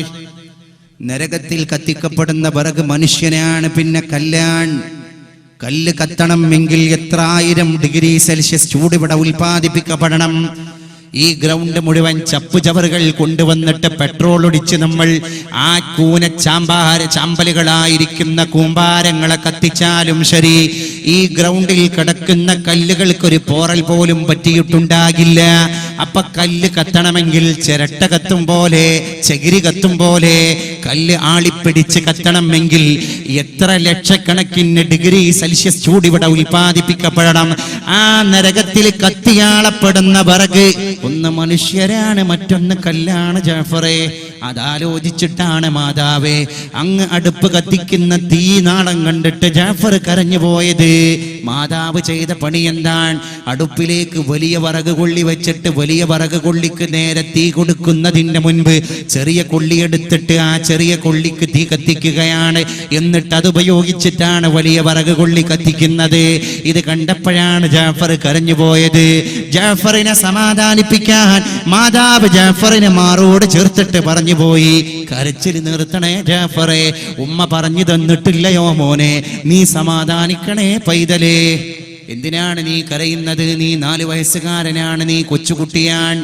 കുട്ടികളെ അല്ലാഹു നരകത്തിൽ പ്രവേശിപ്പിക്കുകയില്ല എന്ന് നിന്റെ നായകൻ പറഞ്ഞത് നിനക്ക് ഓർമ്മയില്ലയോ ജാഫറെ? അവിടെ ജാഫർ ഒന്നുകൂടി കരഞ്ഞിട്ട് പറഞ്ഞു പോയി, ഉമ്മ അത് എനിക്കറിയാം, പക്ഷേ അങ്ങ് അടുപ്പ് കത്തിക്കുമ്പോൾ ചെയ്ത പ്രവൃത്തി എന്താണ്?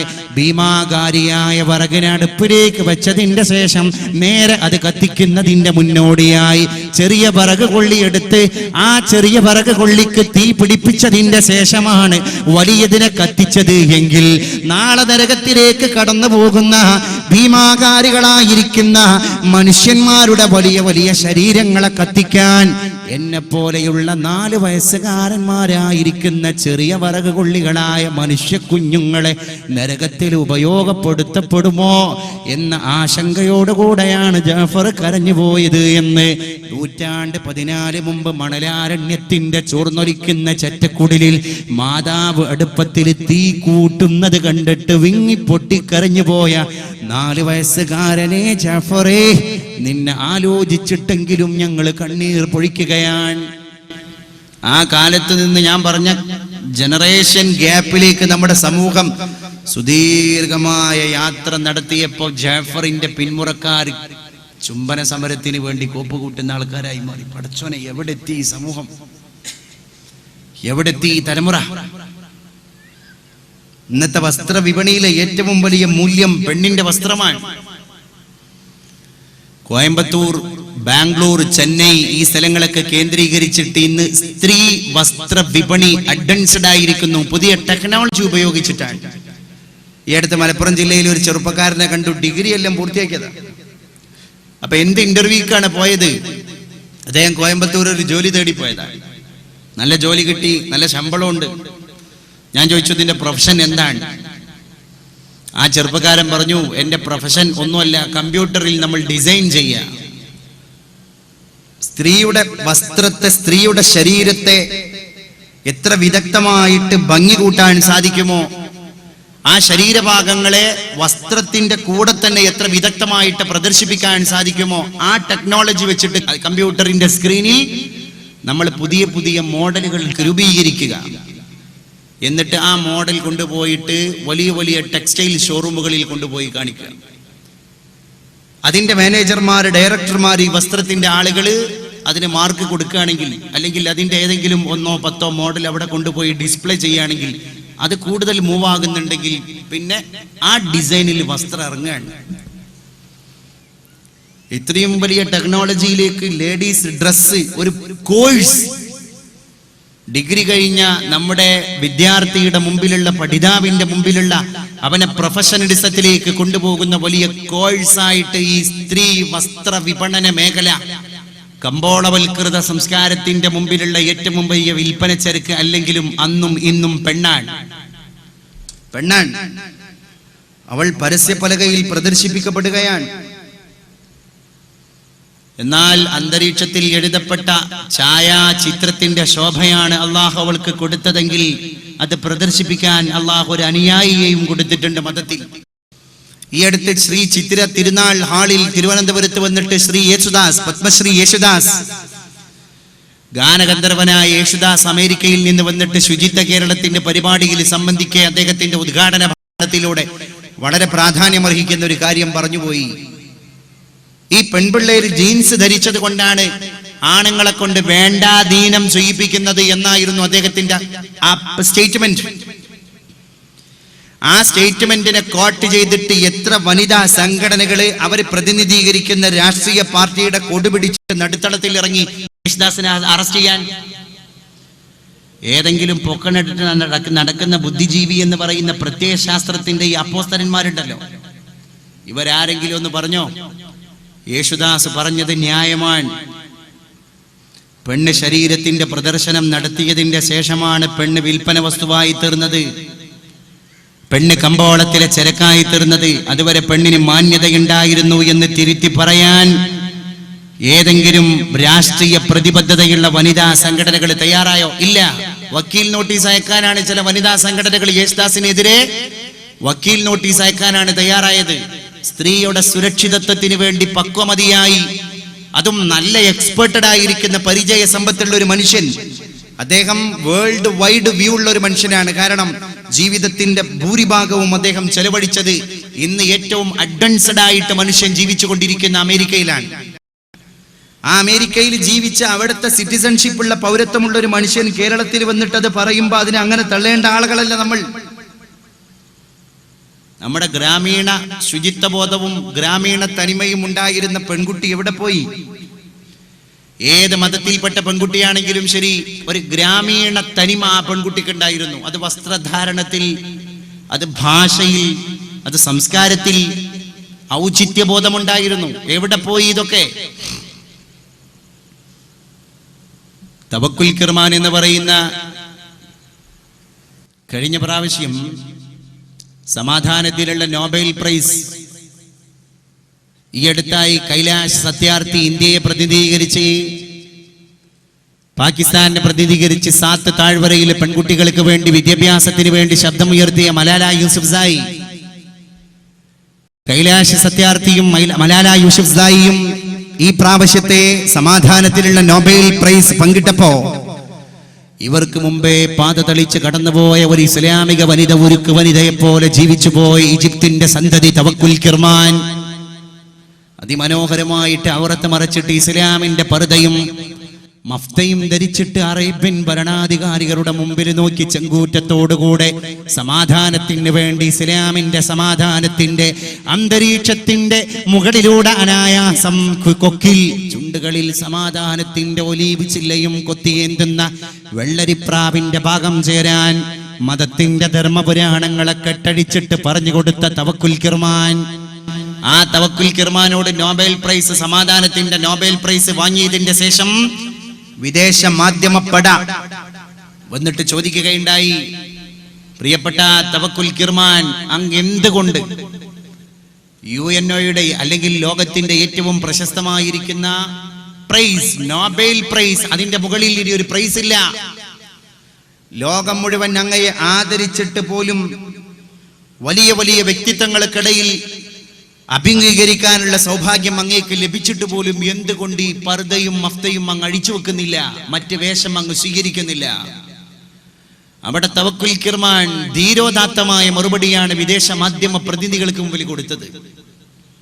തവക്കുൽ കിർമാൻ പറഞ്ഞു, പൗരാണിക മനുഷ്യൻ ശിലായുഗത്തിൽ നിന്ന് ജീവിതം തുടങ്ങിയവനായിരുന്നു. അന്ന് അവന് നാണം മറക്കാൻ പോലും ഒന്നും കിട്ടിയില്ല. അവൻ അല്പം അഡ്വാൻസ്ഡ് ആയി. അപ്പൊ ഇലയെടുത്തിട്ട് മുൻദ്വാരവും പിൻദ്വാരവും മറച്ചു.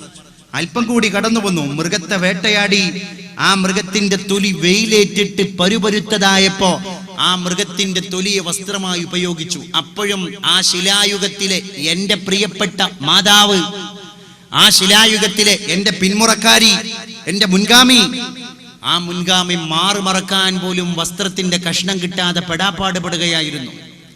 വീണ്ടും അവർ ഒന്നുകൂടി സംസ്കാര ചിത്തരായപ്പോ അവര് ശരീരത്തിന്റെ ചില ഭാഗങ്ങളൊക്കെ മറച്ച് മനുഷ്യന് വിദ്യാഭ്യാസവും സംസ്കാരവും കിട്ടിയപ്പോ എന്നെ പോലെ പൂർണ്ണമായി വസ്ത്രം ധരിക്കാനുള്ള ഒരു അഭിനിവേശത്തിലേക്ക്, ഒരു സംസ്കൃതിയിലേക്ക്, ഒരു സാംസ്കാരിക തനിമയിലേക്ക് ലോക ജനത കടന്നു വന്നു. അതുകൊണ്ട് എന്റെ പർദ്ദയും മഫ്തയും അഴിച്ചു മാറ്റി ശിലായുഗത്തിലേക്ക് നിങ്ങളെപ്പോലെ തിരിച്ചു പോകാൻ എന്റെ വ്യക്തിത്വം എന്നെ അനുവദിക്കുന്നില്ല എന്ന് പറഞ്ഞപ്പോൾ മൈക്ക് പിടിച്ചിട്ട് ഈ ഇന്റർവ്യൂക്ക് വേണ്ടി മൈക്ക് പിടിക്കുന്ന ബ്ലൗസും ബിക്കിനിയും ജീൻസും ധരിച്ച ബ്രിട്ടീഷ് മാധ്യമ പ്രവർത്തക പോലും ചമ്മിപ്പോയി, ചൂളിപ്പോയി. തവക്കുൽ കിർമാൻ എന്ന് പറയുന്ന ഈമാനിക ആവേശമുള്ള മുസ്ലിം പെൺകൊടിയുടെ മറുപടിക്ക് മുമ്പിൽ ആലോചിക്കണം. നമ്മുടെ വേഷത്തെ വലിച്ചെറിഞ്ഞിട്ട് അന്യന്റെ വേഷം തൊണ്ട തൊടാതെ വിഴുങ്ങിയിട്ട് അതിനുവേണ്ടി പഞ്ഞപ്പാട്ട് പാടുന്ന ആളുകളായിട്ട് മുസ്ലിം പെങ്ങന്മാര് മാറിയാൽ എന്റെ പ്രിയപ്പെട്ട പെങ്ങളെ, എന്തിനാണ് പിന്നെ നിനക്ക് അഖീദയും അഖ്ലാഖും ദീനിയാത്തും? നമ്മൾ തിരിച്ചറിയണം, നമ്മളായിട്ട് പ്രത്യേക ട്രെൻഡ് കൊണ്ടുവരേണ്ട ആളുകളല്ല. ആ പൗരാണിക തനിമക്ക് വേണ്ടി ശബ്ദിക്കേണ്ട ആൾക്കാരാ നമ്മൾ. ഈ അടുത്താണ് യൂറോപ്യൻ രാജ്യത്തിൽപ്പെട്ട ഒരു പെണ്ണ്, ഒരു സ്ത്രീ, ആ സ്ത്രീക്ക് ഏറ്റവും വലിയ പ്രോബ്ലം എന്താണ്? ആ സ്ത്രീക്കുള്ള ഏറ്റവും വലിയ വിഷമം എന്ന് പറയുന്നത് സൂര്യപ്രകാശം ശരീരത്തിൽ തട്ടിയാൽ അലർജിയാണ്. സൂര്യപ്രകാശം തന്റെ സ്കിന്നിനെ ടച്ച് ചെയ്ത് പോയാൽ അവിടെ പ്രത്യേകമായിരിക്കുന്ന ഒരു ഉണല് പൊങ്ങുന്നു, അതൊരു മുഴയായി രൂപാന്തരപ്പെടുന്നു, അത് മുറിവാകുന്നു, ശരീരം പൊട്ടി നാറുന്നു. അതുകൊണ്ട് വെയിലേൽക്കാൻ പാടില്ല. ബ്രിട്ടീഷ് രാജ്യങ്ങളിലുള്ള പെണ്ണിന്റെ വേഷം നിങ്ങൾക്കറിയാം, ഞാൻ പറയേണ്ട കാര്യമില്ല. അവസാനം അവിടുത്തെ മെഡിക്കൽ വിഭാഗത്തിന്റെ ആളുകൾ ഈ പെണ്ണിന് ഔഷധമായി കൊടുത്തത് ഇസ്ലാമിന്റെ വേഷമായ പർദ്ദയാണ്, അതും കറുപ്പ് പർദ്ദ. പുരുഷ ശരീരം പെട്ടെന്ന് സൂര്യപ്രകാശത്തിൽ നിന്ന് റിഫ്ലക്ഷൻ നടത്തണമെങ്കിൽ പുരുഷ ശരീരത്തിന് ഏറ്റവും എഫക്റ്റീവ് വെള്ളവസ്ത്രമാണ്. വകഫിനു ഫീഹാ മൗതാക്കും എന്ന് പറയപ്പെട്ട ഇടത്തുള്ള വെള്ളവസ്ത്രം. എന്നാൽ സ്ത്രീയുടെ ശരീരപ്രകൃതി മറ്റൊന്നാണ്. അതുകൊണ്ട് സ്ത്രീയുടെ ശരീരത്തിലേക്ക്, സ്കിന്നിലേക്ക് സൂര്യപ്രകാശത്തിൽ നിന്നുള്ള പ്രതിരോധത്തിന്റെ ശക്തി കിട്ടണമെങ്കിൽ കറുപ്പ് വസ്ത്രമാണ് അവൾക്ക് ഉത്തമം എന്ന് ആധുനിക വൈദ്യശാസ്ത്രം പോലും വിലയിരുത്തപ്പെട്ട ഇടത്ത് നിന്ന് ആ രോഗമുള്ള സ്ത്രീ പറഞ്ഞുപോയി, ഞാനൊരു മുസ്ലിം മതക്കാരിയായി പിറന്നിരുന്നെങ്കിൽ എത്ര നന്നായിരുന്നു എന്ന്. സുരക്ഷിത ബോധത്തിന്റെ ആണയിട്ട വചനമാണ് അത് എന്ന് നമ്മൾ മനസ്സിലാക്കേണ്ടതുണ്ട്. എൻ്റെ പ്രിയപ്പെട്ടവരെ, നമ്മുടെ മക്കൾ എങ്ങോട്ട് പോകുന്നു? ലെഗിൻസ് ഇട്ടിട്ടാണ് ചില കുട്ടികളൊക്കെ സ്കൂളിലേക്ക് പോകുന്നത്. ലെഗിൻസ്, ഈ ലെഗിൻസ് എന്ന് പറയുന്നത് ജീൻസും അല്ല, ജീൻസിനേക്കാൾ നോർമലായിരിക്കുന്ന ഒരു ഡ്രസ്സാണ്. അതിനെപ്പറ്റി വ്യക്തമായിട്ട് നമ്മൾ പഠിക്കുകയാണെങ്കിൽ നമ്മുടെ അറബ് കൺട്രീസിലൊക്കെ നമ്മുടെ പ്രിയപ്പെട്ട അറബി പെണ്ണുങ്ങൾ, മുസ്ലിം സ്ത്രീകൾ പർദ്ദയുടെ ചുവട്ടിൽ ധരിക്കുന്ന ഇന്നർ വിയർ ആണത്.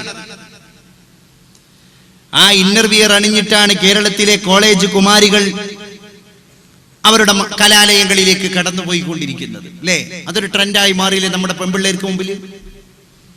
ആരാണ് ആ സംസ്കൃതിയെ കൊണ്ടുവന്നത്? എന്നിട്ട് അത് വിശ്വ സംസ്കൃതിയാക്കി മാറ്റുക, അത് വിശ്വ സംസ്കൃതിയാക്കി മാറ്റുക. അതിനാണോ നമ്മൾ കടന്നു വന്നത്? മുസ്തഫ നബി തങ്ങൾ പറഞ്ഞു പോയി, എൻ്റെ പ്രിയപ്പെട്ടവരെ, ഇതിലൊന്നും അത്ഭുതപ്പെടാനില്ല. ഇസ്ലാം എന്താണ് പറഞ്ഞത്? ആഭാസങ്ങളും പേക്കൂത്തുകളും എൻ്റെ സമൂഹത്തിൽ കടന്നു വരുന്നതാണ്. ഇത് ഇന്ന സലാഹൽ മർഅ, പെണ്ണ് നന്നാവുക എന്ന് പറഞ്ഞാൽ സലാഹൽ മുജ്തമഅ, അതൊരു സമൂഹത്തിന്റെ നന്മയാണ്. ഒരു പെണ്ണ് നന്നായി പോയാൽ അത് സമൂഹം നന്നായി പോയി. മലയാള ഭാഷയിൽ പെണ്ണൊരുമ്പെട്ടാൽ എന്ന പദപ്രയോഗം തന്നെയുണ്ട്. എന്താണ് ആ പദപ്രയോഗം അർത്ഥമാക്കുന്നത് എൻ്റെ പ്രിയപ്പെട്ടവരെ? അതുകൊണ്ട് ഇന്ന സ്വലാഹൽ മർഅ, ഒരു പെണ്ണിന്റെ ഉത്തമമായിരിക്കുന്ന അവസ്ഥ, സ്വലാഹുൽ മുജ്തമഅ, അത് കമ്മ്യൂണിറ്റിയുടെ നന്മയാണ്, അതൊരു സമൂഹത്തിന്റെ നന്മയാണ്. സമൂഹത്തെ നേരായ ദിശയിലേക്ക് വഴി നടത്താൻ പെണ്ണിനെ കൊണ്ടേ സാധിക്കൂ. നാല് സമൂഹത്തിന്റെ യഥാർത്ഥ മതകീയമായിരിക്കുന്ന പ്രമാണങ്ങളെ തകർക്കാനും പെണ്ണിനെ കൊണ്ടേ സാധ്യമാകൂ. അതും പെണ്ണിനെ കൊണ്ടേ സാധ്യമാകൂ. ഇന്നും കണ്ണൂരിലെ പ്രിയപ്പെട്ട ഒരു ഇസ്ലാമിക വനിത, ഇസ്ലാമിനെ പ്രതിനിധീകരിക്കുന്ന ഗവൺമെന്റ് സ്കൂളിൽ പഠിപ്പിക്കുന്ന ടീച്ചറാണ് തന്റെ ഫേസ്ബുക്കിൽ പോസ്റ്റ് കൊടുത്തത്. മറൈൻ ഡ്രൈവിലെ ചുംബന സമരത്തെ ഞാൻ അനുകൂലിക്കുന്നു എന്ന് പറയാൻ അപാരമായ തൊലിക്കട്ടി വേണം. ആ പാഠശാലയിലുമുണ്ട്, നമ്മുടെ മക്കൾ പഠിക്കുന്നു, ആ ടീച്ചറെ സ്റ്റുഡന്റ് ആയിട്ട്, അല്ലേ? കണ്ണൂർ ജില്ലയിലെ ഇസ്ലാമിന്റെ പേരെടുത്ത് പരാമർശിക്കപ്പെടുന്ന ഒരു ഗവൺമെന്റ് സ്കൂളിൽ അധ്യാപിക. നാണമില്ലേ സഹോദരിമാരെ? നമ്മളൊന്ന് ആലോചിച്ച് നോക്കണം, എന്ത് വലിയ സംസ്കാരാണത്. അല്ലാഹുവിന്റെ റസൂൽ സല്ലല്ലാഹു അലൈഹി വആലിഹി വസഹബിഹി വസല്ലം നബി തിരുമേനി പറഞ്ഞു പോയി, എൻ്റെ സമൂഹം ഫസാദായി ഫസാദായി ഫസാദായി ഫസാദിയത്ത് എവിടെ നിൽക്കും? വഴിയരികിലൂടെ നടന്നു പോകുമ്പോൾ നടുറോട്ടിലും പൊതുവഴികളിലും അവിഹിത ബന്ധങ്ങൾ നടന്നുകൊണ്ടിരിക്കും. മനുഷ്യൻ അത് കാണാതിരിക്കാൻ കണ്ണു ചിമ്മും. വൃത്തികേടുകൾ വ്യാപകമായി രഹസ്യത്തിന്റെ അറകളിൽക്കുള്ളിൽ നിന്ന്, ഇരുട്ടിന്റെ മറവിൽ നിന്നത് പട്ടാപകൽ വെളിച്ചത്തേക്ക് കടന്നു വരും. അത് തെരുവുകളിലേക്ക് വലിച്ചടക്കപ്പെടുന്നതാണ്. അന്യൻ കാണുന്നത് ലജ്ജയുണ്ടെങ്കിലല്ലേ പ്രശ്നമുള്ളൂ. ലജ്ജയെടുത്ത് കളയപ്പെട്ടു പോയാൽ പിന്നെ അന്യൻ കാണുന്നതിന് എന്താണ് പ്രശ്നം? കൊച്ചിയിലെ മറൈൻ ഡ്രൈവിലേക്ക് കടന്നു വന്നവൾക്ക് ലജ്ജയില്ലാത്തത് കൊണ്ടാണ് പരസ്യമായിട്ട് തന്റെ എതിർലിംഗത്തിൽപ്പെട്ട കാമുകന്റെ മുഖത്ത് ചുംബനം കൊടുക്കാൻ അവൾക്ക് തൊലിക്കട്ടിയുണ്ടായി പോയത്.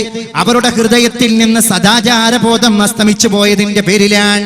അതിനുവേണ്ടി ഇനി എത്ര കാരശ്ശേരിമാര് മലയാള മനോരമയുടെയും മാതൃഭൂമിയുടെയും എഡിറ്റോറിയൽ പേജുകളെ ഉപയോഗപ്പെടുത്തിയിട്ട് നാഴികക്ക് 40 പ്രാവശ്യം ചർവിത ചർവണം നടത്തി, മൈതാന പ്രസംഗം നടത്തി, ഒലക്കമുക്കിയ അക്ഷരത്തിലൂടെ വെണ്ടക്ക നിരത്തി, അച്ചുകൾ നിരത്തിയാലും ശരി, എന്റെ പ്രിയപ്പെട്ടവരെ, നിങ്ങൾക്ക് മതത്തിന്റെ സംസ്കാരങ്ങളെ തകർക്കാൻ സാധ്യമല്ല എന്ന് പറഞ്ഞു കൊടുക്കാൻ ആണത്തമുള്ള ആർജവമുള്ള ചെറുപ്പക്കാരാ നമ്മൾ സന്നദ്ധരാകേണ്ടതുണ്ട്. വല്ലാത്ത അത്ഭുതമായി പോയി. 60, 70 കഴിഞ്ഞ വലിയ പത്രമാധ്യമ പ്രവർത്തകരെ എന്ന് സ്വന്തം വിശേഷിപ്പിക്കപ്പെടുന്ന ഈ ബുദ്ധിജീവികളാണ് പിന്നെ അതിനെ ന്യായീകരിച്ചിട്ട് ലേഖനം എഴുതാൻ. അതൊക്കെ ഓരോരുത്തരുടെ സ്വാതന്ത്ര്യമാണ്.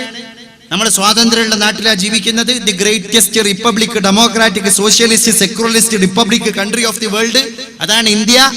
ആ ഇന്ത്യ രാജ്യത്തില് പ്രായപൂർത്തിയായ ആൾക്കും അവരുടേതായ സ്വാതന്ത്ര്യമുണ്ട്. അതുകൊണ്ട് ഏത് സമരത്തിനും ആ സമരത്തിന്റെ സംഘാടകർ നിശ്ചയിക്കുന്ന സ്വാതന്ത്ര്യം കൊടുക്കാൻ ഇവിടുത്തെ ഭരണകൂടം സന്നദ്ധരാകണം, പോലീസ് സന്നദ്ധരാകണം.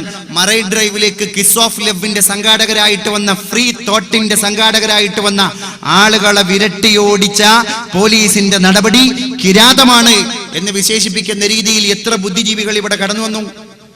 ഞാൻ ചോദിക്കട്ടെ, അങ്ങനെ ഓരോ സമരവും ആ സമരത്തിന്റെ അണിയറ ശില്പികളുടെ സ്വാതന്ത്ര്യമാണെങ്കിൽ നാളെ ആയുധമേന്തിയിട്ട് കടന്നു വരാൻ ചില സ്വാതന്ത്ര്യമുള്ള സംഘാടകർ തീരുമാനിക്കുകയാണ്, ഞങ്ങൾ കൊലപാതക സമരമാണ് നടത്താൻ പോകുന്നത്, അതുകൊണ്ട് മുന്നിൽ കാണുന്ന ആൾക്കാരെ മുഴുവൻ ഞങ്ങൾ കൊലപ്പെടുത്താണ് എന്നുള്ള സമരം കൊടുത്താൽ, കാരശ്ശേരിയുടെ ഭാഷയിൽ പറഞ്ഞാൽ അതിനുള്ള സ്വാതന്ത്ര്യം കൊടുക്കലും നാട്ടിലെ നിയമപാലകന്റെ ബാധ്യതയാണ്. അതല്ലേ? എന്തിനാ ഈ ഇഷ്യൂ ഉണ്ടായത്? കോഴിക്കോട് ഡൗൺ ടൗൺ എന്ന് പറയുന്ന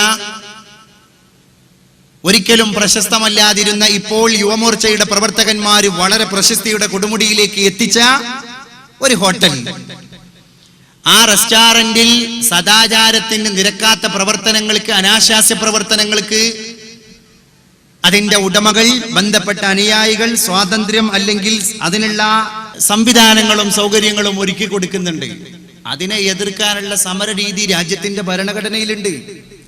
അതിന് നിയമപാലകരെ സമീപിക്കാം, കോടതിയെ സമീപിക്കാം, നാട്ടിലെ പൗരപ്രമാണിമാരെ സമീപിക്കാം, വ്യാപാരി വ്യവസായി ഏകോപന സമിതിയുടെ യോഗം വിളിക്കാം, ഒക്കെ ചെയ്യാം.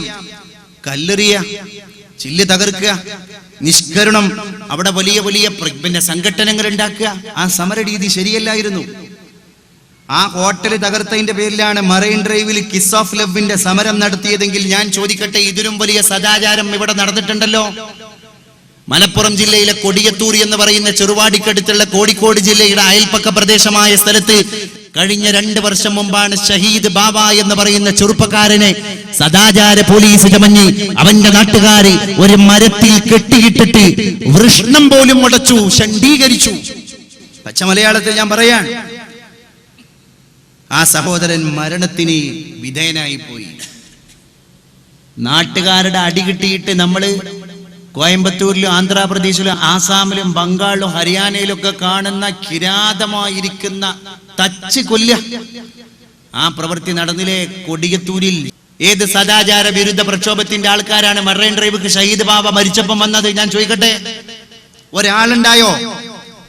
ഒരു പെൺകുട്ടി ഉണ്ടായോ ഫ്ലക്സ് പാടും പ്ലക്കാർഡും പിടിക്കാൻ? ആരുമില്ലായിരുന്നു. പെരുമ്പാവൂരിൽ രവി കൊലപ്പെടുത്തത് എങ്ങനെയാണ്?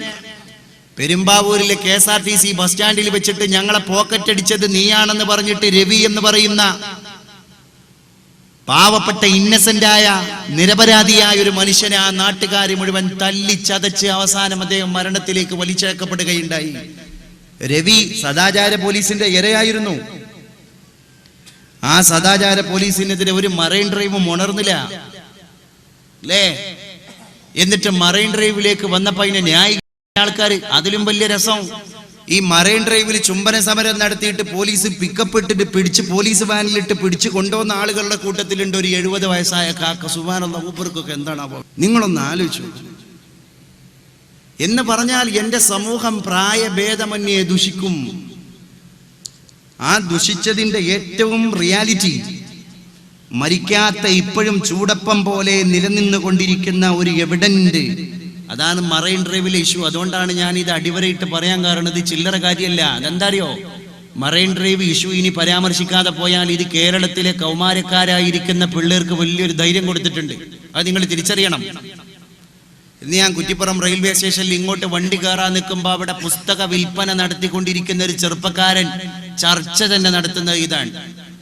എന്നിട്ട് അവിടെ വന്നിട്ട് ചോദിക്കുകയാണ്, മറൈൻ ഡ്രൈവിന്റെ ഇഷ്യൂ പ്രസിദ്ധീകരിക്കപ്പെട്ട ഏതെങ്കിലും പീരിയോഡിക്കൽസ് ഇറങ്ങിയോ എന്ന് പറഞ്ഞാൽ ഇപ്പോഴത്തെ മലയാള ഭാഷ, കേരള ശബ്ദം, മാതൃഭൂമി, മലയാളം വാരിക, അതുപോലെ തന്നെ ഇത്തരത്തിലുള്ള പീരിയോഡിക്കൽസ്, വാരികകളും മാസികകളും കാത്തു നിൽക്കുകയാണ് ആൾക്കാർ.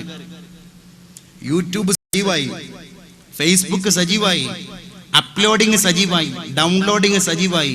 ഇത് ഇന്ത്യ രാജ്യത്തിന്റെ ബോർഡറുകൾ കടന്ന് പുറം രാജ്യങ്ങളിൽ ചർച്ച ചെയ്യപ്പെട്ടു. കേരളം മാറി. അതിലും വലിയ രസം, വിനീത നായർ എന്ന് പറയുന്ന ഒരു പെൺകൊടി മനോജ് എന്ന് പറയുന്ന ചെറുപ്പക്കാരനെ ചുംബിച്ചതിന്റെ രംഗം ഫാത്തിമ മനോജിനെ ചുംബിക്കുന്ന രംഗം എന്നായിരുന്നു, അല്ലേ? വിനീതയെ ഫാത്തിമ വൽക്കരിക്കുന്നതിന്റെ പത്ര ധാർഷ്ട്യം നമ്മൾ തിരിച്ചറിയണം. അപ്പൊ ഇതിനെ ഒരു കമ്മ്യൂണൽ ഇഷ്യൂ ആക്കാനുള്ള ഇതടക്കം നടന്നുകൊണ്ടിരിക്കുന്നുണ്ട്. ഞാൻ വേദനയോട് കൂടെ പറയാണ്. അതിന്റെ ലക്ഷ്യം എന്തിനായിരുന്നു? അപ്പൊ എന്താ, ഇനിയെങ്കിലും അച്ചടക്കത്തിന് പോകുന്ന കുടുംബ സംവിധാനങ്ങൾ ഉണ്ടെങ്കിൽ അതും തകരണം എന്ന് ലക്ഷ്യം വെക്കുന്ന ചില മാധ്യമ പട കേരളത്തിന്റെ അണിയറ ശില്പികളായിട്ട് നടന്നുകൊണ്ടിരിക്കുകയാണ്. ഈ മാധ്യമങ്ങളാണ് നമ്മുടെ പിള്ളേരെ മുഴുവൻ വഷളാക്കുന്നത്.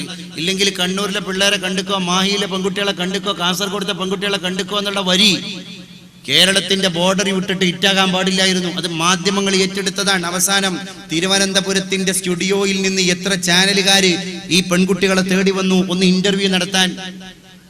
ഈ വൃത്തികെട്ട വരികൾ എഴുതി വെച്ച പെൺകുട്ടികളൊന്ന് ഇന്റർവ്യൂ നടത്താൻ എത്ര പത്രമാധ്യമ പ്രവർത്തകർ കടന്നു വന്നു കേരളത്തിൽ. അതെന്താ? ഞാൻ പറയുന്നു, മുഖ്യധാരയ്ക്ക് വിരുദ്ധമായിട്ട് ഇവിടെ എന്ത് നടന്നാലും അതിനെ ഏറ്റുപിടിക്കാൻ ഒരു മാധ്യമ അജണ്ടയുണ്ട്. ആ മാധ്യമ അജണ്ടയുടെ ഏറ്റവും വലിയ ബലിയാടാണ് ഇന്നത്തെ മുസ്ലിം കുടുംബിനി. ഞാൻ തുറന്നു പറയാൻ, കോഴിക്കോട് വന്നിട്ട് ഈ അടുത്ത് ഓടിക്കൊണ്ടിരിക്കുന്ന ഒരു സീരിയലിന്റെ, വളരെ പോപ്പുലർ ആയിക്കൊണ്ടിരിക്കുന്ന ഒരു സീരിയലിന്റെ ഡയറക്ടർ വന്നാണ്ട് പറഞ്ഞത്, മലബാറിലെ ഉമ്മമാരാണ് ഞങ്ങളുടെ സീരിയലിനെ വിജയിപ്പിക്കുന്നത്.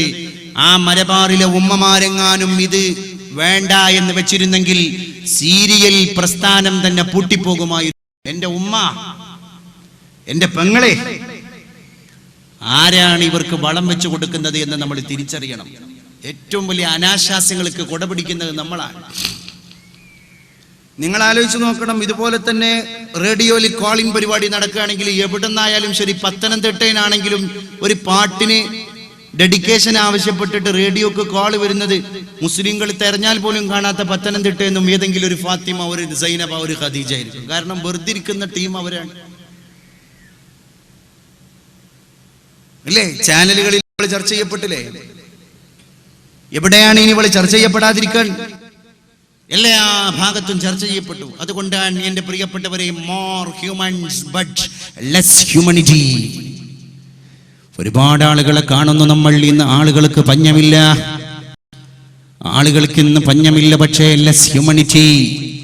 മനുഷ്യന് ഒരുപാടുണ്ട്, പക്ഷെ മനുഷ്യത്വം കുറഞ്ഞുപോയി. ഒരുപാട് മനുഷ്യന്മാരെ നമ്മൾ കാണുന്നു, പക്ഷേ നമ്മുടെ മനുഷ്യത്വം കുറഞ്ഞുപോയി. എൻ്റെ പ്രിയപ്പെട്ടവരെ, ഒരുപാട് എണ്ണക്കൂടുതൽ നമുക്കുണ്ടായിപ്പോയി. നമ്മുടെ വീടുകൾ കൂടിപ്പോയി, നമ്മുടെ സംവിധാനങ്ങൾ കൂടിപ്പോയി. പക്ഷേ പഴയകാലത്തെ ഭദ്രതയില്ല, അഖണ്ഡതയില്ല. അന്ന് മൊബൈൽ ഫോൺ കുറവാ, അന്ന് ഫോൺ കമ്മ്യൂണിക്കേഷൻ ഫെസിലിറ്റീസ് കുറവാണ്. പക്ഷെ കുടുംബ ബന്ധം രൂഢമൂലമായിരുന്നു, വളരെ രൂഢമൂലമായിരുന്നു. അന്ന് ട്രാൻസ്പോർട്ടേഷൻ ഫെസിലിറ്റീസ് കുറവാണ്, പക്ഷെ വിരുന്നുപോക്ക് ശക്തമത്തായിരുന്നു.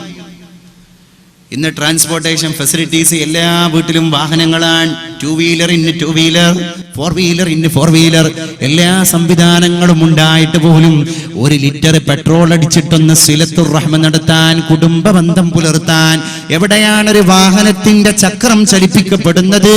എന്റെ പ്രിയപ്പെട്ടവരെ, അല്ലാഹുവിന്റെ റസൂൽ പറഞ്ഞു, 4 അടയാളം എന്റെ സമുദായത്തിൽ കണ്ടാൽ ആ സമുദായം പിന്നെ പ്രകൃതി ദുരന്തങ്ങളെ പ്രതീക്ഷിച്ചിട്ട് കൊള്ളട്ടെ. ഇദാ അത്വാ അർറജുലു സൗജതഹു, 1. രണ്ടാമത്തത് വഅദ്നാ സ്വദീഖഹു, 3-മത്തത് വഅഖ ഉമ്മഹു, 4-മത്തത് വഅഖസ അബാ. ഇദാ അത്വാ അർറജുലു സൗജതഹു, എന്റെ സമുദായത്തിൽപ്പെട്ട ഒരാൾ തന്റെ ഭാര്യയ്ക്ക് മാത്രം വഴിപ്പെടുന്ന സ്ഥിതിവിശേഷം ഉണ്ടായിപ്പോയാൽ, എന്ന് പറഞ്ഞാൽ ഭാര്യയെ സ്നേഹിക്കണ്ടെന്നോ ഭാര്യയെ അംഗീകരിക്കണ്ട എന്നോ ഒന്നുമല്ല. പിന്നെ എന്റെ സമൂഹത്തിൽപ്പെട്ട ആളുകൾ ഹെൻ പെക്ഡ് ഹസ്ബൻഡ് ആയി പോയാൽ, പെണ്ണുത്തനായ ഭർത്താവ് എന്ന് പറഞ്ഞാൽ ദീനീ നിഷേധിയായിരിക്കുന്ന, സീരിയലിന്റെ അടിമയായിരിക്കുന്ന, അല്ലെങ്കിൽ ഇത്തരത്തിലുള്ള ഭൗതിക പ്രമത്തതയുടെ ആളായിരിക്കുന്ന ഭാര്യയുടെ മുമ്പിൽ എല്ലാത്തിനും വശംവദനായി കൊടുക്കുന്ന ഒരു ഭർത്താവായി ദീനീബോധമുള്ള എന്റെ സമൂഹത്തിലെ സഹോദരങ്ങൾ മാറുക.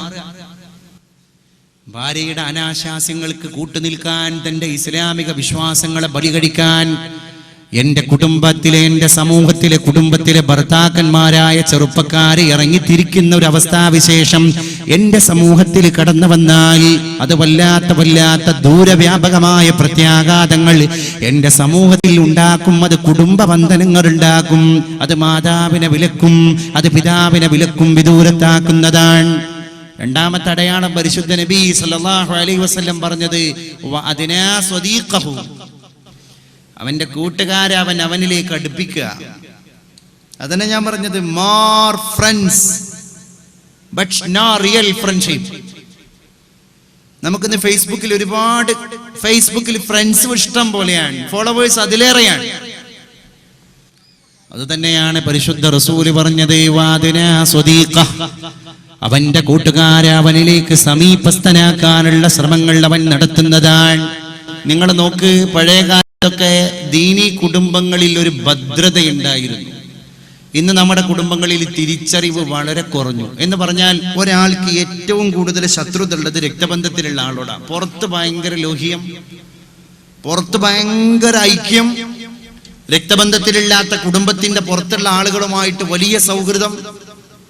പക്ഷേ സ്വന്തം മകൻ പറമ്പ് കച്ചവടം നടത്തിയത് പോലും പിതാവ് അറിയണമെങ്കിൽ പിതാവ് മകന്റെ സുഹൃത്തിനെ സമീപിക്കേണ്ട ഗതികേട്. ഫോർ എക്സാമ്പിൾ, വാപ്പ വന്നാണ്ട് സുഹൃത്തിനോട് ചോദിക്കാൻ, അല്ല സഹോദര, നീ എന്റെ പൊന്നുമോന്റെ സുഹൃത്താണ്, എന്റെ മോൻ ഇന്ന സ്ഥലത്തൊരു ഭൂമി കച്ചവടം നടത്തി, ശരിയാണോ?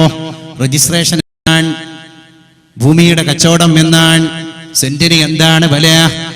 ഈ വിവരം സുഹൃത്തിൽ നിന്നറിഞ്ഞ വാപ്പ വന്നിട്ട് ഇമ്മാനോട് പറയാ, നമ്മുടെ മോൻ ഒരു ഭൂമി കച്ചവടം നടത്തിയിട്ടുണ്ടത്രേ. വഅദ്നാ സ്വദീഖഹു, കൂട്ടുകാരനെ അടുപ്പിച്ചു പോയി. വഅഖ ഉമ്മഹു, വിവരം അറിയാൻ തിരക്കി മുന്നോട്ട് വരുന്ന പ്രിയപ്പെട്ട വൃദ്ധയായ മാതാവ്, ആ മാതാവിനെ വിദൂരത്താക്കാൻ ഈ പൊന്നുമോൻ ശ്രമം നടത്തിപ്പോയി. പിന്നെ അടുക്കളയിൽ ഉമ്മ പറയുന്ന കമാൻഡുകൾക്ക് വിലയില്ല. ഉമ്മ പറയുന്നത് കേട്ട ഭാവം പോലും ഈ മകൻ കാണിക്കുന്ന പ്രശ്നമേ ഇല്ല. മാതാവ് മുടക്കാച്ചരക്കായി മാറുക, മകന്റെ പാപം കൊണ്ട് മാതാവ് തിരസ്കരിക്കപ്പെടുക. അവസാനം രോഗിയായി കിടക്കുന്ന മാതാവ് തന്റെ വിഷമം പോലും മകനോട് പറയാതിരിക്കുക. പറഞ്ഞിട്ടെന്ത് ഫലം? നാലാമത്തെ അടയാളം പുണ്യ റസൂൽ സല്ലല്ലാഹു അലൈഹി വസല്ലം നമ്മുടെ സമൂഹത്തെ പറ്റി ഉദ്ധരിച്ചത് വഅഖ്സ അബാ, പിതാവിനെ വിദൂരത്താക്കുക. എന്റെ സമൂഹത്തിൽപ്പെട്ട ആള് പിതാവിനെ വിദൂരത്താക്കുക. വൃദ്ധസദനത്തിലേക്ക് വാപ്പാനെ കൊണ്ടുപോയിട്ട് മോൻ പറയാ, father the history repeats itself. വാപ്പ, ഞാൻ എന്ത് ചെയ്യാൻ? പണ്ട് നിങ്ങൾ എന്നെ ഹോസ്റ്റലിൽ കൊണ്ടുപോയാക്കി, ഇന്ന് ഞാനിതാ നിങ്ങളെ കൊണ്ടുപോയാക്കുന്നു വൃദ്ധസദനത്തിൽ. രാജ്യത്തിന്റെ ഭരണഘടന എടുത്ത് നമ്മൾ ചർച്ച ചെയ്യുകയാണെങ്കിൽ പോലും മാതാവിനെയും പിതാവിനെയും കൊണ്ടുപോയി വൃദ്ധസദനത്തിൽ അടക്കം ചെയ്യുന്ന മക്കളെ മാതൃകാപരമായി ശിക്ഷിക്കാനുള്ള ഒരു സംവിധാനം പോലും രാജ്യത്തിലില്ല. അതിന് സൗകര്യം ഒരുക്കി കൊടുക്കാനുള്ള ഗവൺമെന്റുകളാണ് രാജ്യത്തുള്ളത്. മാറി മാറി വരുന്ന ഭരണ പ്രതിപക്ഷങ്ങളാവട്ടെ, ആരാവട്ടെ, കേന്ദ്ര സംസ്ഥാന ഗവൺമെന്റുകളാവട്ടെ, നമ്മൾ ചിന്തിക്കേണ്ടതുണ്ട്. വൃദ്ധമാതാവിനെയും വൃദ്ധപിതാവിനെയും വൃദ്ധസദനത്തിലേക്ക് കൊണ്ടുപോവുകയാണെങ്കിൽ അതിന് സപ്പോർട്ട് ചെയ്യാനുള്ള നിയമ സംവിധാനങ്ങളാണ് രാജ്യത്തുള്ളത്. പിന്നെ എങ്ങനെ മക്കൾ നന്നാവും? ആ ഉമ്മ വഴിയാധാരായി. ഈ അടുത്ത് നിങ്ങൾ കണ്ടോ, പെരുമ്പാവൂരിലെ പായിപ്ര കവല എന്ന് പറയുന്ന സ്ഥലത്തെ പിഴക്കാപ്പള്ളി പഞ്ചായത്ത്, അവിടെ 10 മക്കളെ നൊന്ത് പ്രസവിച്ച അസ്മാ ബീവി എന്ന് പറയുന്ന 87 വയസ്സുള്ള പാവപ്പെട്ട മുസ്ലിം മാതാവ്. ആ മാതാവിന്റെ ഫോട്ടോ സഹിതമുള്ള പ്രസിദ്ധീകരണം വാർത്താപത്രത്തിൽ പ്രത്യക്ഷപ്പെട്ടത് ഞാൻ ഓർത്തുപോവുകയാണ്. കഴിഞ്ഞ വർഷമാണ് വാർത്ത വന്നത്. 10 മക്കളെ പെറ്റ മാതാവ് മൂവാറ്റുപുഴയിലെ വൃദ്ധസദനത്തിലാണ്. ഈ 10 മക്കളാണെങ്കിലോ വലിയ വലിയ പൊതുപ്രവർത്തകരാണ്, നാട്ടിലെ പ്രമാണിമാരാണ്. എന്നിട്ട് പോലും മാതാവ് വൃദ്ധസദനത്തിലാണ്. നാട്ടിൽ സംസാരമായി ഈ 10 മക്കളുടെയും ഉമ്മ വൃദ്ധസദനത്തിലാണ് എന്ന് സാധാരണക്കാര് സംസാരം തുടങ്ങിയപ്പോ മൂത്ത മകൻ വന്നിട്ട് വൃദ്ധസദനത്തിന്റെ മാനേജറെ കണ്ടിട്ട് പറഞ്ഞു, എന്റെ ഉമ്മാനെ ഇനി അവിടെയും കടത്താൻ പാടില്ല. ആ തള്ള അവിടെ കിടക്കുന്നത് കൊണ്ട് ഞങ്ങൾക്ക് ചീത്തപ്പേരുണ്ട്, നാട്ടുകാര് വല്ലതും പറയാൻ തുടങ്ങിയിട്ടുണ്ട്, അതുകൊണ്ട് അവിടെ നിന്ന് പോവാൻ പറയണം. മാനേജർ വന്നിട്ട് ആജ്ഞാപനം നടത്തിയപ്പോ കണ്ണുപോലും കാണാത്ത 10 മക്കളെ പറ്റ മാതാവ് ഒരു കയ്യിൽ പായക്കെട്ടെടുത്തിട്ട് മറുകൈയിൽ തന്റെ വസ്ത്രം മടങ്ങുന്ന കവറെടുത്തിട്ട് ആ വൃദ്ധസദനത്തിന്റെ ഗോവണി പടികൾ ഇറങ്ങി കടന്നു വരികയാണ്. എന്നിട്ട് മൂവാറ്റുപുഴയിലെ പേക്കാപ്പള്ളിയിലെ സ്റ്റേഷന്റെ വരാന്തയിലേക്ക് ഏകദേശം മഗ്‌രിബിന്റെ സമയമാകുമ്പോ കണ്ണ് കാണാത്ത മാതാവ് ആ കാഴ്ചയില്ലാത്ത കണ്ണിന്റെ കണ്ണീരൊലിപ്പിച്ചുകൊണ്ട് കടന്നു വരികയാണ്. പോലീസുകാരൻ അന്യമതസ്ഥനാൻ. ആ സഹോദരൻ വന്നിട്ട് ചോദിച്ചു പോയി, എന്തേ പറ്റി മാതാവേ അങ്ങേക്ക്? ആ ഉമ്മ പറയുകയാണ്, പോലീസുകാരാ, ഇന്ന് രാത്രി തലചായ്ക്കാൻ നിങ്ങളുടെ വരാന്തയിൽ ഒരു സ്ഥലം ഈ പാവപ്പെട്ട മാതാവിന് തരണം. 10 മക്കളെ പെറ്റ പെണ്ണാണ് ഞാൻ. ആലോചിക്കണം. ആ മാതാവിന്റെ ചിത്രസഹിതമുള്ള ഫോട്ടോ മലയാള മനോരമയിൽ ഒരു പെട്ടിക്കോളമായി പ്രസിദ്ധീകരിക്കപ്പെട്ടത് വേദനയോടുകൂടെ ഞാൻ ഓർത്തു പോവുകയാണ്. എൻ്റെ പ്രിയപ്പെട്ടവരെ, ഒരു പ്രസവം നടത്തിയ ഉമ്മാനെ പറ്റി പുണ്യ റസൂൽ സല്ലല്ലാഹു അലൈഹി വസല്ലം സഹാബത്തിനോട് പറഞ്ഞു, ആ ഒരു പേര് നടത്തിയ ഒരു കുഞ്ഞിന് ജന്മം കൊടുത്ത മാതാവ് ഒറ്റ പ്രസവത്തിലൂടെ നേടിയിരിക്കുന്നത് അനശ്വരമായ പദവിയാണ്. ഭാര്യ എന്ന പദവിയിൽ നിന്ന് ഉമ്മ എന്ന പദവിയിലേക്ക് അവൾ ഉയർത്തപ്പെട്ടിരിക്കുകയാണ്. അമ്മേ, അനശ്വര ചൈതന്യമേ, എന്റെ ജീവന്റെ ജീവനാമമ്മേ, എന്നും അങ്ങേക്കൊരു കുഞ്ഞായിരുന്നു ഞാൻ, കാരുണ്യ സിന്ധുവാമമ്മേ. അമ്പിളി മാമനെ മാനത്തു കാണിച്ച് താരാട്ടി ചോറൂട്ടും അമ്മേ, കേവലം നാഭിനാളത്തിന്റെ ബന്ധമല്ലായികയാൽ ഓതുന്നിതമ്മേ, ജീവിതയാത്രക്കു സാക്ഷിയാമൊക്കെയും അങ്ങൂ കനിഞ്ഞതാണമ്മേ. മലയാളത്തിന്റെ കവിയുടെ തിരുവചസ്സുകളെ ഞാൻ ഓർത്തുപോവുകയാണ്. ആ കവി പറയുകയാണ്, അമ്മയെ വിളിച്ചിട്ട്, ഉമ്മയെ വിളിച്ചിട്ട്, മാതാവിനെ വിളിച്ചിട്ട്, ജനനി എന്ന് പറയുന്ന നമ്മുടെ മാതാവ്, ജന്മം നൽകിയ മാതാവിനെ വിളിച്ചിട്ട് പറയുകയാണ്, കേവലം നാഭിനാളത്തിന്റെ ബന്ധമല്ലായികയാൽ ഓതുന്നിതമ്മേ. അമ്മേ, ഞാനും നിങ്ങളും തമ്മിലുള്ള ബന്ധം അങ്ങയുടെ നാഭിനാളത്തിലൂടെ പുറത്തേക്ക് വന്നു എന്ന ബന്ധം മാത്രമല്ല, ജീവിതയാത്രക്ക് സാക്ഷിയാമൊക്കെയും അങ്ങൂ കനിഞ്ഞതാണമ്മേ. ആ പ്രസവം ഒരു മരണവേദനക്ക് തുല്യമാണെന്ന് പരിശുദ്ധ മുസ്തഫ സല്ലല്ലാഹു അലൈഹി വസല്ലം ആധുനിക മെഡിക്കൽ സയൻസ് ആണ് പറഞ്ഞത്. ഒരു പെണ്ണിന്റെ പ്രസവത്തോട് തുല്യമായ വേദന എന്ന് പറഞ്ഞാൽ മനുഷ്യ ശരീരത്തിലുള്ള ഉറപ്പുള്ള 40 അസ്ഥികൾ ഒറ്റ നേരത്ത് പൊട്ടിക്കപ്പെടുമ്പോൾ ഒരു മനുഷ്യന്റെ ശരീരത്തിന് അനുഭവേദ്യമാകുന്ന വേദന എത്രയാണോ, ഒരു മനുഷ്യ ശരീരത്തിലെ ഉറപ്പുള്ള 40 അസ്ഥികൾ, എല്ലുകൾ ഒറ്റ സമയം നുറുങ്ങിപ്പോയാൽ ആ വേദന എത്രയാണോ അത്ര വേദനയാണ്. നമുക്ക് ഇതുപോലെ നട്ടെല്ല് നിവർത്തി ഇവിടെ എണീറ്റ് നിൽക്കാൻ ജന്മം തന്ന നമ്മുടെ മാതാവ് സഹിച്ചതെങ്കിൽ 10 പെറ്റ ഉമ്മയുടെ സ്ഥിതി എന്താണ്? ആ സ്ഥിതിക്ക് 10 മക്കളെ പെറ്റ ഉമ്മാന്റെ അവസ്ഥ എന്താണ്?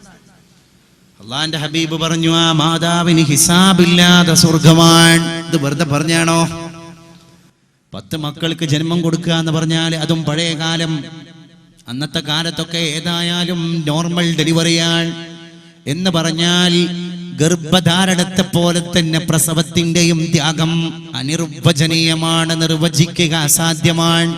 അങ്ങനെ 10 മക്കളെ പെറ്റ മാതാവ് വന്നിട്ട് പോലീസുകാരനോട് സമ്മതം ചോദിക്കുകയാണ്, അന്നത്തെ രാത്രി നിങ്ങളുടെ പോലീസ് സ്റ്റേഷന്റെ വരാന്തയിൽ ഒന്ന് അന്തി ഉറങ്ങാൻ ഈ ഉമ്മാക്ക് അനുവാദം തരുമോ നിയമപാലകരെ? എവിടെ കിടക്കുന്നു നമ്മൾ? ആ മാതാവിന്റെ ദുഃഖത്തോടു കൂടെയുള്ളൊരു ശ്വാസം മതി 10 മക്കളെ നിങ്ങളുടെ കൊട്ടാരങ്ങൾ ചാമ്പലുകളായി കടന്നു പോകാൻ. മാതാവിന്റെ ദുഃഖത്തോടു കൂടെയുള്ളൊരു കണ്ണീര് മതി, നമ്മൾ ഒന്നും ആവൂല. കഅബാലയത്തിൽ ഉമ്മാനെ തോളിലേറ്റിയിട്ട് തവാഫ് ചെയ്ത ഒരു സഹാബി 7 ചുറ്റും ചുറ്റി പൂർത്തിയായപ്പോ ആ സഹാബി വന്നാണ്ട് ഹറം പ്രദേശത്തിന്റെ പാർശ്വഭാഗത്തിരിക്കുന്നുണ്ട്. ഹസ്രത്ത് ഉമറുൽ ഫാറൂഖ് അലി ഇബ്നു അബീ ത്വാലിബ് റളിയല്ലാഹു അൻഹു ഈ 2 സഹാബിമാരെയും കണ്ടിട്ട് ചോദിച്ചു, അലി, ഉമർ റളിയല്ലാഹു അൻഹുമാ, സ്വഹാബി വര്യന്മാരെ, ഞാൻ ഈ ചെയ്ത പണി നിങ്ങൾ കണ്ടില്ലേ? നഗ്നപാതനായിട്ട് സൂര്യൻ നട്ടുച്ച സമയത്ത് ഇങ്ങനെ ജ്വലിച്ചു കൊണ്ടിരിക്കുമ്പോ ഈ മണലാരണ്യത്തിലൂടെ, അന്ന് കഅബാലയത്തിന്റെ ചുറ്റുഭാഗവും സൈകത പുളിന പരപ്പുകളാണ്, ആ മണലാരണ്യത്തിലൂടെയാണ് എന്റെ മാതാവിനെ തോടിലേറ്റിയിട്ട് ഞാൻ വലയം ചെയ്തത്, പ്രദക്ഷിണം നടത്തിയത്. ഞാൻ എന്റെ ഉമ്മയോടുള്ള കടപ്പാട് നിറവേറ്റിയിട്ടില്ലയോ എന്ന് അടിയാരി തങ്ങളോടും ഉമറുൽ ഫാറൂഖിനോടും റളിയല്ലാഹു അൻഹുമാ ഈ സഹോദരൻ ചോദിച്ചപ്പോ 2 പേരും ഒന്ന് തലതാഴ്ത്തി കുണുങ്ങി ചിരിച്ചു. പിന്നെ പറഞ്ഞു, നീ നിന്റെ ഉമ്മാനെ ചുമന്നതും നിന്റെ ഉമ്മ നിന്നെ ചുമന്നതും എവിടെ കിടക്കുന്നു? സഹോദരാ, നിന്റെ മാതാവിനൊന്ന് തവാഫ് ചെയ്യാൻ വേണ്ടി, ഉംറ ചെയ്ത് കൊടുക്കാൻ വേണ്ടി അല്പനേരം നീ നിന്റെ തോളിൽ നിന്റെ ഉമ്മാനെ വെച്ചപ്പോഴേക്ക് നിനക്ക് തോന്നി നിന്റെ ഉമ്മായോടുള്ള കടപ്പാട് വീടി. എന്നാൽ ഇതുപോലെ 10 മാസം നിന്നെ ഈ ഗർഭാശയത്തിൽ കൊണ്ട് നടന്നവളാ നിന്റെ ഉമ്മ, അത് പഠിക്കണം എന്ന് പഠിപ്പിച്ചു പോയി. ഹറം പ്രദേശത്തിന്റെ പ്രധാന കവാടത്തിൽ ബാബുസലാമിന്റെ മുമ്പിൽ ഇരുന്നിട്ട് ഇസ്ലാമിക റിപ്പബ്ലിക്കിന്റെ 2ാമത്തെയും 4ാമത്തെയും ഖലീഫമാരായ സയ്യിദുന ഉമർ അലി റളിയല്ലാഹു അൻഹുമാ. മാതാവ് ഒരു പാഠമാണ്. ഈ അടുത്ത് ഫേസ്ബുക്കിൽ ഒരു സ്റ്റോറി കണ്ടു, ഞാൻ ഓർത്തുപോവാൻ. ഒരു ചെറുപ്പക്കാരനായ സുഹൃത്ത് തന്റെ മാതാവിനെ, ഉമ്മാനെ, വഴിയാധാരമായി കിടക്കുന്ന എല്ല് നുറങ്ങിയിട്ട് വീട്ടിൽ മുടക്കാച്ചരക്കായി രോഗിയായി കിടക്കുന്ന ഉമ്മാനെ ഇനി ശുശ്രൂഷിക്കാൻ ആളില്ല, ആ മാതാവിന് ദീനം പിടിച്ചിട്ടുണ്ട്, ആ മാതാവിന്റെ പ്രാഥമിക കർമ്മങ്ങൾക്ക് ഞാൻ സഹായം ചെയ്തു കൊടുക്കേണ്ടതുണ്ട്, എനിക്ക് കഴിയൂല, എന്റെ പൗരബോധം എന്നെ അതിന് അനുവദിക്കൂല എന്ന് വാശി പിടിക്കുന്ന ഈ മകൻ അവസാനം ആരും അറിയാതെ മാതാവിനെ തോളിലേറ്റിയിട്ട് കാട്ടിൽ പോവാൻ. അങ്ങനെ ഘോര വനമാണ്, കട്ട പിടിച്ച ഘനാന്ധകാരമുള്ള വനപ്രദേശത്തിലൂടെ ഉള്ളിലൂടെ അങ്ങനെ പോവാൻ. ആ കാട്ടിന്റെ അവസാന ഭാഗത്തൊരു മലഞ്ചെരുവുണ്ട്, അവിടെ വിജനമാണ്, ജനങ്ങൾ പാർക്കാത്ത പെരുമാറാത്ത സ്ഥലമാണ്. അവിടെ കൊണ്ടുപോയി ഉപേക്ഷിക്കാം. വല്ല പൊടിമൃഗങ്ങൾ ഭക്ഷിച്ചിട്ടോ അല്ലെങ്കിൽ വിശന്നിട്ട് ഭക്ഷണം കിട്ടാതെയോ മരിച്ചു പോകും, അതങ്ങനെ കഴിഞ്ഞോളും, അവസാനിച്ചോളും, എന്റെ ശരീരത്തിൽ നിന്ന് ഭാരം പോയി എന്ന് കരുതിയിട്ട് ഈ ചെറുപ്പക്കാരൻ മാതാവിനെ തോളിലേറ്റിയിട്ട് കാട്ടിലൂടെ നീങ്ങാണ്, മലഞ്ചെരു പ്രതീക്ഷിച്ചിട്ട്. പക്ഷെ ആ വേളയിൽ ഉമ്മ ചെയ്യുന്നൊരു പണിയുണ്ട്. മകന്റെ തോളിൽ ഇരുന്നിട്ട് പോകുന്ന വഴിയിൽ ഇങ്ങനെ ഇല പറിച്ചിട്ട് നിലത്ത് വിതറുകയാണ്.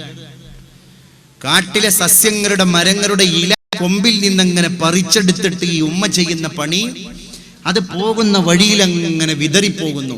അവസാനം ലക്ഷ്യസ്ഥാനത്തെത്തി ഒരുപാട് സഞ്ചരിച്ചപ്പം മകൻ വനത്തിന്റെ ഉള്ളിൽ നിന്ന് മലഞ്ചെരുവിലെത്തി. ആ മലഞ്ചെരുവിൽ മാതാവിനെ ഉപേക്ഷിച്ച് ഒന്നും പറയാതെ ഈ മോൻ തിരിച്ചു പോരാൻ. മാതാവ് അതങ്ങനെ നിർനിമേഷയായിട്ട് നോക്കി നിന്നു. അല്പം കഴിഞ്ഞപ്പോൾ മകൻ തിരിച്ചു വന്നു. അപ്പൊ എന്താ, വഴി പഴച്ചിട്ടുണ്ട്. അവൻ പോന്ന വഴിയിലൂടെയല്ല തിരിച്ചു പോയത്, ഈ കട്ട പിടിച്ച ഇരുട്ടുള്ള കാട്ടിൽ അവന് വഴി പിഴച്ചു പോയി. അപ്പൊ മകൻ അങ്ങനെ വരുന്നത് കണ്ടപ്പോ തന്നെ ഈ മാതാവിന് പിടുത്തം കിട്ടിയിട്ടുണ്ട്. എന്നെ ഉപേക്ഷിക്കാനാണ് എൻ്റെ മോൻ വന്നത്, ശരി, എന്നെ ഉപേക്ഷിച്ച് തിരിച്ചു പോകുമ്പോ എൻ്റെ മോന് വഴി തെറ്റിയിട്ടുണ്ട്. അതുകൊണ്ട് മോനെ, ഉമ്മ പറയുകയാണ് വഴിതെറ്റി തിരിച്ചു വന്ന മോനോട്, മോനെ, നീ പിഴക്കാതിരിക്കാൻ, ഉമ്മായെ ഉപേക്ഷിക്കാനാണ് നീ കടന്നു വന്നത് എന്നെനിക്കറിയാം. എന്നാലും ശരി, ഞാൻ ഇവിടെ കടന്ന് മരിച്ചാലും ശരി, എന്നെ ഉപേക്ഷിക്കാൻ വേണ്ടി നീ എന്നെ കൊണ്ടുവരുമ്പോൾ നിന്റെ തോളിൽ കയറിയിട്ട് ഞാൻ ചെയ്ത പണി, അവസാനത്തെ ശ്വാസം വലിച്ച് ഞാൻ മരിച്ചുപോയാലും നീ മരിക്കാതെ രക്ഷപ്പെടാനുള്ള പണിയാണ്. അതെന്താണ് ഉമ്മ എന്ന് മോൻ ചോദിക്കുക. ഇരിക്കുമ്പോ മാതാവ് ആ മലഞ്ചുരുവിൽ തളർന്ന് ഇരുന്നിട്ട് പറയുകയാണ്, മോനെ നിന്റെ തോളിൽ ഇരുന്നിട്ട് ഈ വഴി വരെ മാതാവ് ഇല വതറിയിട്ടുണ്ട്, പച്ചയില. അതുകൊണ്ട് ഈ ഇല ഈ തുടങ്ങുന്ന സ്ഥലത്ത് നിന്ന് ഈ പച്ചയില കാണുന്ന സ്ഥലത്തിലൂടെ കടന്നു പോയാൽ നിനക്ക് വഴി തെറ്റാതെ വീടണയാം കൂടണയാം. എന്റെ മോന് പിഴച്ചു പോകാൻ പാടില്ല. എന്റെ മോൻ വഴി പിഴച്ചിട്ട് പിടിമൃഗങ്ങളുടെ വന്യമൃഗങ്ങളുടെ ഹിംസ്ര ജന്തുക്കളുടെ അന്നമായി പോവാൻ പാടില്ല. ഉമ്മ ഇവിടെ കടന്ന് മരിച്ചാലും ശരി, കുഞ്ഞുമോനെ നീ കൂടണയണം, സുരക്ഷിതമായി വീട്ടിലേക്ക് കടന്നു പോകണം. അതുകൊണ്ട് ഉമ്മ വിതറിയ ഇല ലക്ഷ്യം വെച്ച് പോയാൽ മതി. മകന്റെ മുമ്പിൽ മറുപടിയുടെ ഭാഷ ഇനി ഇല്ല. ആ മകന്റെ ശരീരം തളർന്നു, അവന്റെ കാലിന് ബലക്ഷയം സംഭവിച്ചു. വിറച്ച് മാതാവിന്റെ മടിത്തട്ടിലേക്ക് വിതുമ്പി വീണിട്ട് മാതാവിന്റെ 2 കവിളിത്തടങ്ങളിലും ചുംബനം കൊടുത്തിട്ട് ഈ മകൻ പറഞ്ഞു, ഉമ്മ മാപ്പ്, ഉമ്മ മാപ്പ്, ഉമ്മ മാപ്പ്. പിന്നെ തോളിൽ ചുമന്ന് കാട്ടിലേക്ക് കൊണ്ടുവന്ന മകൻ 2 കൈകളിൽ ചോര പൈതലിനെ കെട്ടിപ്പേറി മാറോട് ചേർത്ത് എടുക്കും പോലെ ആ മാതാവിനെ 2 കരങ്ങളെ കൊണ്ട് തന്റെ നെഞ്ചോട് ചേർത്തിട്ട് വീട്ടിലേക്ക് ഓടിപ്പോയി, പട്ട് വിരിച്ചു, പൂമെത്തയിൽ കിടത്തി, മാതാവിന് കൊടുക്കേണ്ടതെല്ലാം കൊടുത്തു, ഉമ്മയുടെ പൊരുത്തം വാങ്ങി. ആരാണ് ഉമ്മ? ആ പദപ്രയോഗത്തിലൂടെ ചിന്തിക്കുമ്പോഴാണ് എന്റെ സമുദായത്തിൽ ഒരു സമൂഹം കടന്നു വരും. മാതാവിനെ നിന്ദിക്കാൻ അവർ കടന്നു വരുന്നതാണ്.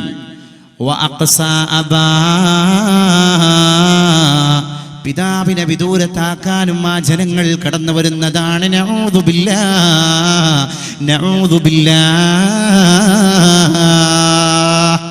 അല്ലാഹുവിനോട് കാവലിനെ തേടണം എന്റെ പ്രിയപ്പെട്ടവർ. നമ്മളെ കുട്ടികളെ പഴിച്ചു പോയാൽ നമുക്ക് ആരാണ്? ഞാൻ എൻ്റെ വിഷയത്തിലേക്ക് തിരിച്ചു വരികയാണ് എൻ്റെ പ്രിയപ്പെട്ടവരെ. അതുകൊണ്ട് ഈ പറയപ്പെട്ട കാര്യങ്ങളിലൂടെ നമ്മൾ വസ്തുനിഷ്ഠമായി ഇത്തരം കാര്യങ്ങളെ മനസ്സിലാക്കുമ്പോൾ മൂല്യവും ഉണ്ട്, മൂല്യനിരാസവും ഉണ്ട്. മൂല്യനിരാസത്തിലേക്ക് നീങ്ങാൻ പാടില്ല.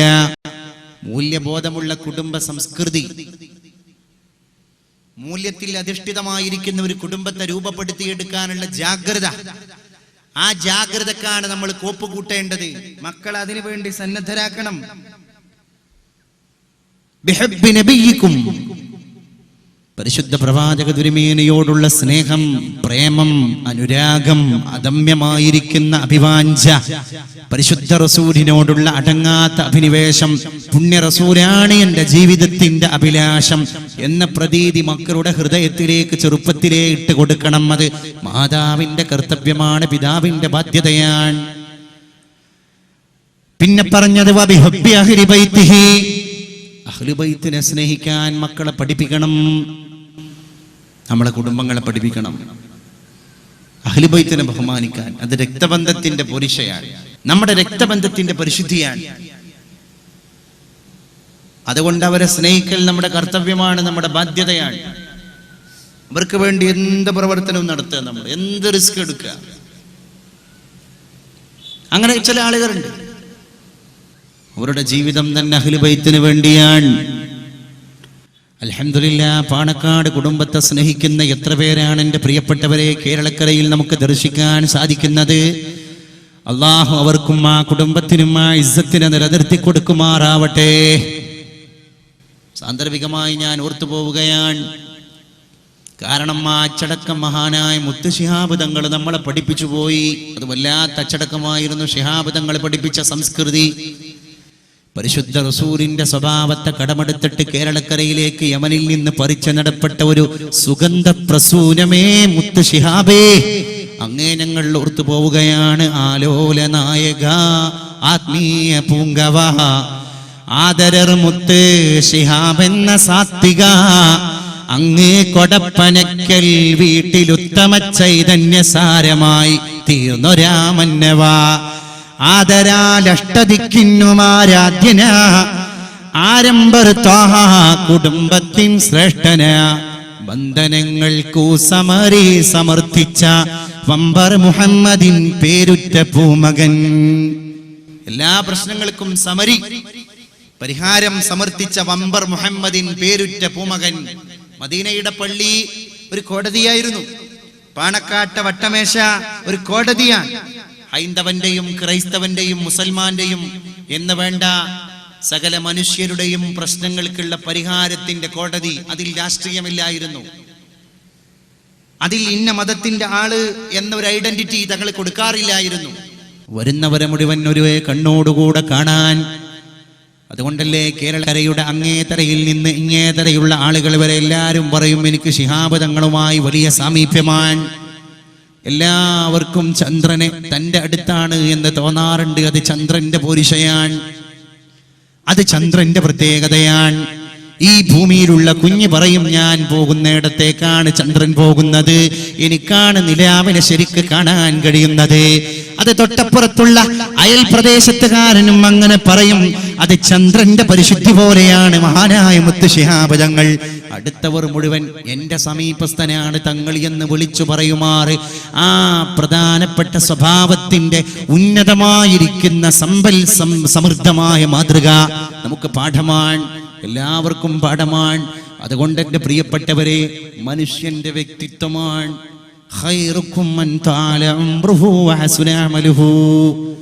അള്ളാഹുവിന്റെ റസൂല് പറഞ്ഞു പോയി ഹദീസ് തങ്ങളെ പുരസ്കരിച്ചിട്ട് പറഞ്ഞ പോലെ തോന്നിപ്പോവുക. ഖൈറുക്കും നിങ്ങളിൽ ഏറ്റവും ഉത്തമൻ മൻ ത്വാല ഉംറുഹു, അള്ളാഹു ആവശ്യമായ ആയുസ് നൽകിയവനാണ്. വഹസുന അമലുഹു, അള്ളാഹു നൽകിയ ആയുസ്സിൽ ഏറ്റവും വലിയ നന്മ ജീവിതത്തിലൂടെ പഠിപ്പിച്ചു കൊടുത്ത ആളുമാണ്. അവനേക്കാൾ ഖൈറായ മറ്റൊരാള് ഭൂമിയിൽ ഇല്ല. നമ്മുടെ സ്വഭാവം മറ്റുള്ളവർക്ക് പാഠമാകണം. നമ്മുടെ സ്വഭാവം മറ്റുള്ളവർക്ക് പാഠമാകുമ്പോഴാണ് നമ്മളും ആ ഒരു ശക്തിയിലേക്ക് കടന്നു വരും. അതുകൊണ്ട് കുട്ടികൾക്ക് നമ്മൾ നല്ല എബിലിറ്റി കൊടുക്കണം. ഒരു ഇസ്ലാമിക് സ്പിരിച്വൽ തിങ്, അതിനുള്ള ഒരു പവർ കൊടുക്കണം. നമ്മൾ വളരെ ആവശ്യമാണ്. എറണാകുളത്ത് കഴിഞ്ഞ വർഷം ഞാൻ ജോലി ചെയ്തിരുന്ന കാക്കനാട് മഹലിൽ ഒരു പിതാവ് വന്നിട്ട് കരഞ്ഞുകൊണ്ട് പറഞ്ഞു പോയി, ഉസ്താദേ, എന്റെ +1 പഠിക്കുന്ന കുഞ്ഞുമോൻ ദൈവമില്ല എന്ന് പറയാൻ തുടങ്ങി. മാതാവ് പറഞ്ഞു അത് തമാശക്ക് പറയലാവാം. കുഞ്ഞുമോനെ വിളിച്ചിട്ട് റൂമിലേക്ക് വിളിച്ചിട്ട് ഖുർആൻ ഓതിക്കൊണ്ടിരിക്കുന്ന മുസഹഫ് കയ്യിലെടുത്ത വുളു എടുത്ത നിസ്കാരക്കുപ്പായവും മകമക്കനെയും ധരിച്ച ഉമ്മ പറഞ്ഞു പോയി, മോനെ അരുത്, ഇനി ആ പദപ്രയോഗം പാടില്ല, അത് മതത്തിൽ നിന്ന് പുറത്തു പോകുന്ന വാക്കാൻ, അതിന്റെ ഗൗരവം നീ പഠിക്കണേ കുഞ്ഞുമോനെ എന്ന് മാതാവ് വിളിച്ച് പറഞ്ഞപ്പോഴും ആ മാതാവിന്റെ വാക്കിന് മോൻ വില കൊടുത്തില്ല. മോൻ എപ്പോഴും പറഞ്ഞു, ഇല്ലമ്മ, അതൊക്കെ ഓരോരുത്തരുടെ സ്വാതന്ത്ര്യമാണ്. അപ്പൊ ഉമ്മാക്കും ഉപ്പാക്കും തോന്നി ഇത് കുറച്ച് സീരിയസ് മാറ്ററാണ്. അപ്പൊ ഉമ്മ വേഗം വാപ്പാനെ വിളിച്ചിട്ട് ഭർത്താവിനെ വിളിച്ചിട്ട് ഈ സഹോദരി പറഞ്ഞു, നമ്മുടെ മോന്റെ കാര്യം കുറച്ച് പരുങ്ങല്ലാണ്, വേഗം പള്ളിയിൽ പോയിട്ട് വിഷയം പറയണം. അപ്പാടെ ആ പിതാവ് കയറി വരികയാണ്. വളരെ വിഷമത്തോടു കൂടെ ഈ പിതാവ് ഇങ്ങനെ ഈ അദ്ദേഹത്തിന്റെ മുഖഭാവം കണ്ടപ്പോൾ തന്നെ എന്തോ ഒരു അപകടം പടഞ്ഞ മാതിരി. അപ്പൊ പറഞ്ഞു, എന്റെ മോൻ നിരീശ്വരവാദത്തെ പ്രോത്സാഹിപ്പിക്കാൻ തുടങ്ങിയിട്ടുണ്ട്, എത്തിസിസം വാദിക്കാൻ തുടങ്ങിയിട്ടുണ്ട്. അപ്പൊ ഞാനും പറഞ്ഞു, ആ ഉമ്മ പറഞ്ഞ മാതിരി തന്നെ എന്നെ ഫേസ് ചെയ്തിട്ട് ഈ പിതാവ് ഈ വിഷയം നമ്മുടെ മുമ്പിൽ പ്രസന്റ് ചെയ്യുമ്പോൾ നമ്മൾ പറഞ്ഞു, സ്വാഭാവികമാണ് ഒരു മുസ്ലിം കുടുംബത്തിൽ തറവാട്ടിൽ ജനിച്ച ഒരു മകൻ ഒരു +1 എത്തുമ്പോഴേക്ക് ഇത്തരത്തിലുള്ള പ്രതികരണങ്ങളൊന്നും നടത്താനുള്ള സ്വാഭാവികമായിട്ടും സാധ്യത കുറവാണ്. ആ തമാശക്ക് പറഞ്ഞായിരിക്കും, നിങ്ങൾ തള്ളിക്കളഞ്ഞേക്കും. പിതാവ് വളരെ കർക്കശമായിട്ട് പറഞ്ഞു, അല്ല, അവൻ വ്യക്തമായിട്ട് പറയുന്നുണ്ട്, തറപ്പിച്ച് പറയുന്നുണ്ട്. ഞാൻ പറഞ്ഞു, ഇന്ന് വൈകുന്നേരം ഒഴിവുള്ള ഒരു സമയത്ത് അവനുമായി 10 മിനിറ്റ് സംസാരിക്കണം, അവനൊന്ന് ഫ്രീ ആയിട്ട് നിങ്ങൾ വിട്ടുതരണം. വൈകുന്നേരം ഈ പയ്യനെ പ്രസ് ചെയ്തിട്ടും പോരാ മനസ്സില്ല. അവസാനം പിതാവ് വല്ലാതെ പറഞ്ഞപ്പോൾ അദ്ദേഹം വന്ന് ഈ മോൻ വരികയാണ്.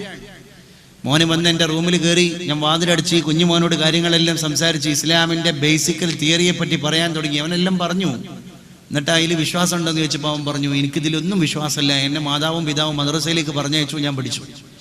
അപ്പൊ എന്താ, ഏതോ ഒരു മാനേജ്മെന്റിൽ പ്രവർത്തിക്കുന്ന ഒരു സ്കൂളിൽ, എറണാകുളത്തെ പ്രശസ്തമായിരിക്കുന്ന ഒരു ഇന്റർനാഷണൽ സ്കൂളിലാണ് അവൻ പഠിക്കുന്നത്. ഈ സ്കൂളിന് മതവുമായിട്ട് പുലബന്ധം പോലും ഇല്ല. എന്നിട്ട് ഇവന്റെ ഏതൊക്കെയോ അധ്യാപകർ പലതുമായി ബന്ധപ്പെട്ട തിയറികളും അതുപോലെ തന്നെ മനഃശാസ്ത്രപരമായിരിക്കുന്ന ക്ലാസ്സുകളൊക്കെ കൊടുത്ത് ഈ കുട്ടിക്ക് അതിനുള്ള ഗൈഡൻസ് കൊടുത്തു. ഈ +1 പഠിക്കുന്ന പയ്യന് എന്ത് പറഞ്ഞിട്ടും ഇല്ല, അങ്ങനെ ദൈവമുണ്ട് എന്നുള്ളത് നിങ്ങൾക്ക് വേണമെങ്കിൽ വിശ്വസിക്കാം, എനിക്ക് വിശ്വസിക്കാം എന്നുള്ളത് എൻ്റെ ഐഡിയോളജിയാണ്. അവസാനം 10 മിനിറ്റ് വരെ ക്ലാസ് എടുത്ത് കൊടുത്തതിന് ശേഷം ഇവനോട് ഞാൻ ചോദിച്ചു, ഇപ്പൊ എനിക്ക് ബോധ്യപ്പെട്ടോ? അവൻ പറഞ്ഞു, ഉസ്താദിന് ബോധ്യപ്പെട്ടിട്ടുണ്ടെങ്കിൽ ഉസ്താദ് ഉണ്ട് എന്ന് പറഞ്ഞേക്ക്, എനിക്ക് ബോധ്യപ്പെട്ടതുപോലെ ഞാനും വിശ്വസിക്കാം. ഞാൻ അത്ഭുതപ്പെട്ടു പോയി. ഇങ്ങനൊരു അത്ഭുതപ്പെടൽ ഒരു കുട്ടിയുടെ വിഷയത്തിൽ എൻ്റെ ഈ ജീവിതത്തിൽ ഇതുവരെ ഉണ്ടായിട്ടില്ല. അതാണ് ഞാൻ ഇവിടെ എൻ്റെ വിഷയത്തിൻ്റെ ഭാഗമായി തുറന്നു പറയുന്നത്. ഉമ്മമാരെ, നമ്മുടെ മക്കളെപ്പറ്റി നമുക്ക് ഓവർ ധൈര്യമാണ്. അവൻ പേക്കൂല. നിങ്ങളുടെ മോനല്ലേ അവിടെ കുടിച്ച് പൂസായി കിടക്കുന്നത് എന്ന് +1 പഠിക്കുന്ന കുട്ടിയെപ്പറ്റി സന്നദ്ധ സംഘടനയുടെ പ്രവർത്തകന്മാർ വന്നിട്ട് സിറ്റ് ഔട്ടിൽ ഇരിക്കുന്ന വാപ്പാനോട് പറഞ്ഞപ്പോൾ ഈ വാപ്പ എണീറ്റ് വന്നിട്ട് പറഞ്ഞ എന്താറിയോ, നിനക്ക് നിന്റെ പണി നോക്കാ, ഞങ്ങൾ ഉന്നത തറവാട്ടുകാരാണ്. എൻ്റെ മോനെ പറ്റി ഇല്ലാത്തത് പറഞ്ഞാൽ മാനനഷ്ടത്തിന് കേസ് കൊടുക്കുന്നതാണ് ഈ ഹാജിയാർ പറഞ്ഞത്. അപ്പുറത്തെ ആഴ്ച ഈ സന്നദ്ധ സംഘടനയിലെ തന്നെ പ്രവർത്തകന്മാർ ഇവന്റെ ബോധം കെട്ട് കിടക്കുന്ന ബോഡി കൊണ്ടുവന്നിട്ട് ഈ വാപ്പാന്റെ ചാരുകസേരന്റെ മുമ്പ് കണ്ടിട്ട് കൊടുത്തു. എന്നിട്ട് പറഞ്ഞു, അരമണിക്കൂർ കഴിയുമ്പോൾ ബോധം തെളിയും, അപ്പൊ നിങ്ങൾക്ക് ബോധ്യപ്പെട്ടോളൂ. അതല്ലേ നമ്മുടെ നാട്ടിലെ അവസ്ഥ. എന്നിട്ട് ആ നേരത്തെ വാപ്പ ഉണരാൻ. അപ്പൊ വയല് നടക്കുമ്പോൾ 100 റുപ്യ കൊടുത്തിട്ട് മക്കൾ സ്വാലിയാകാൻ ഉസ്താദ് പ്രത്യേകം ദ്വാരക്കണം എന്നൊരു വസിയത്തും. ഇതിന് മലയാള ഭാഷയിൽ പറയല് കതിരിൽ വളം വെക്കുക എന്നാ. കതിരിൽ വളം വെക്കുക. ഞാറ് നടുമ്പോഴാണ് കൊടുക്കേണ്ട മരുന്ന് കൊടുക്കേണ്ടത്. ഞാറ് നട്ടു, നെല്ലായി, കതിരായി, ആ കതിരിൽ കൊണ്ടുപോയി വളം വെക്കുക എന്ന് പറഞ്ഞാൽ ചെയ്യേണ്ടത് ചെയ്യേണ്ട സമയത്ത് ചെയ്യാൻ നമുക്ക് സാധിക്കുന്നില്ല, എന്നിട്ട് ഖേദിക്കുക. അതാണ് പുതിയ കുടുംബ വ്യവസ്ഥിതിയുടെ ഏറ്റവും വലിയൊരു ഇമ്പാക്ട്. ഞാൻ ഗൗരവമായിട്ടാണ് പറയുന്നത് എൻ്റെ ഉമ്മമാരോട്. എന്ന് പറഞ്ഞാൽ കുട്ടികൾ സീരിയൽ കാണുമ്പോൾ ആ സമയത്ത് തടയിടൂല. നമ്മൾ മക്കളല്ലേ, അങ്ങനെയല്ലേ ഇങ്ങനല്ലേ എന്ന് പറഞ്ഞിട്ട് അങ്ങനെ ലൂസാക്കി അവസാനം ഈ കുട്ടി ഇതിന്റെ അഡിക്റ്റ് ആയിട്ടുണ്ടാകും. അപ്പൊ നമുക്കതിനെ പ്രതിരോധിക്കാൻ കഴിയൂല. പല വീട്ടിലും മക്കള് കള്ള് കുടിയന്മാരാണെന്നുള്ള വിഷയം അറിയുന്ന എപ്പോഴാ? കൗൺസിലിംഗ് സെന്ററിലേക്ക് കുട്ടിയെ കൊണ്ടുപോകുന്നത് എപ്പോഴാ? നിങ്ങൾ സൈക്കാട്രിസ്റ്റിന്റെ അടുക്കലേക്ക് നിങ്ങളുടെ മക്കളെ കൊണ്ടുപോകുന്നത് എപ്പോഴാ?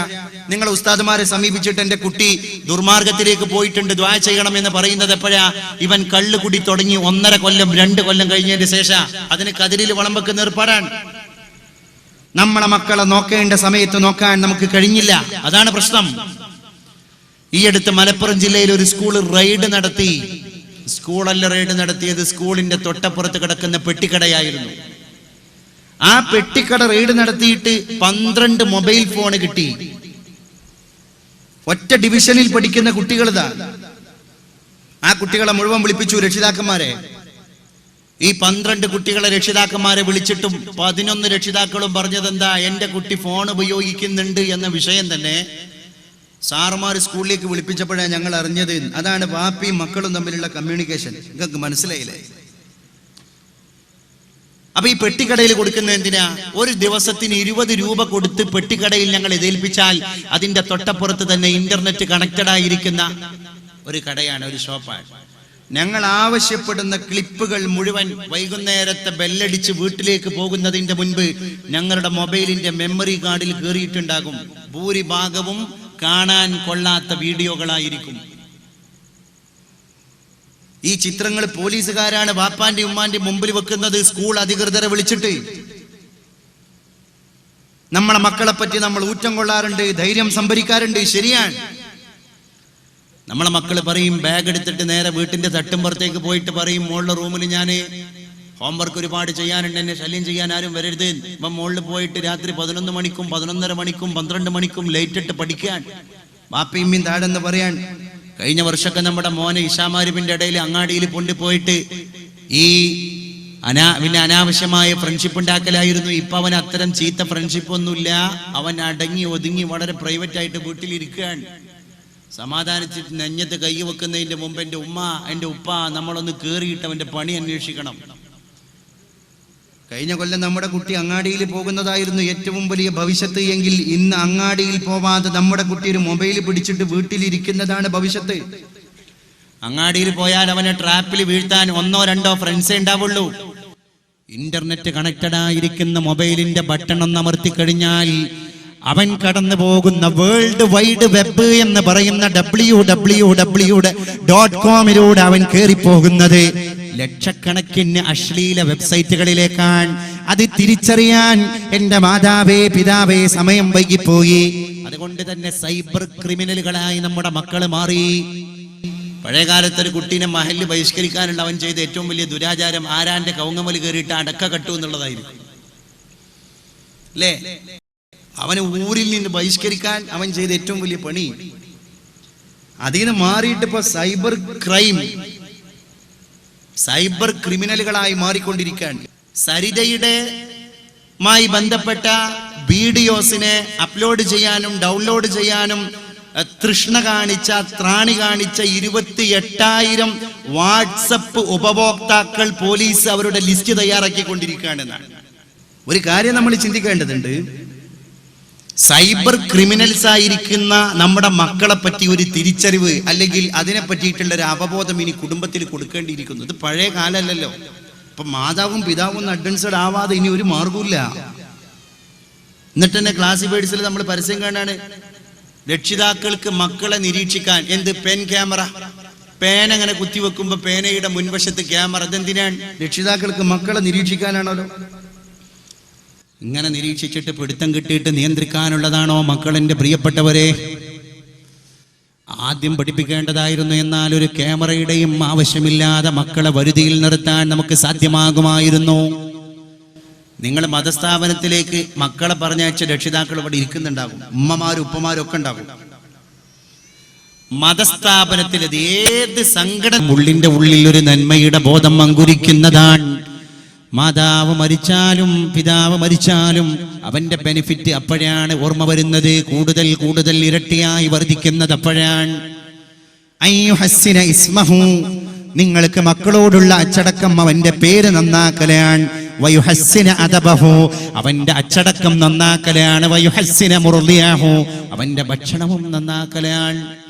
ഈ 3 കാര്യവും മക്കളുടെ വിഷയത്തിൽ നന്നാക്കി കഴിഞ്ഞാൽ നമ്മുടെ കുട്ടികൾക്ക് നല്ല സ്ട്രെങ്ത്, നല്ല ശക്തി കിട്ടുന്നതാണ്.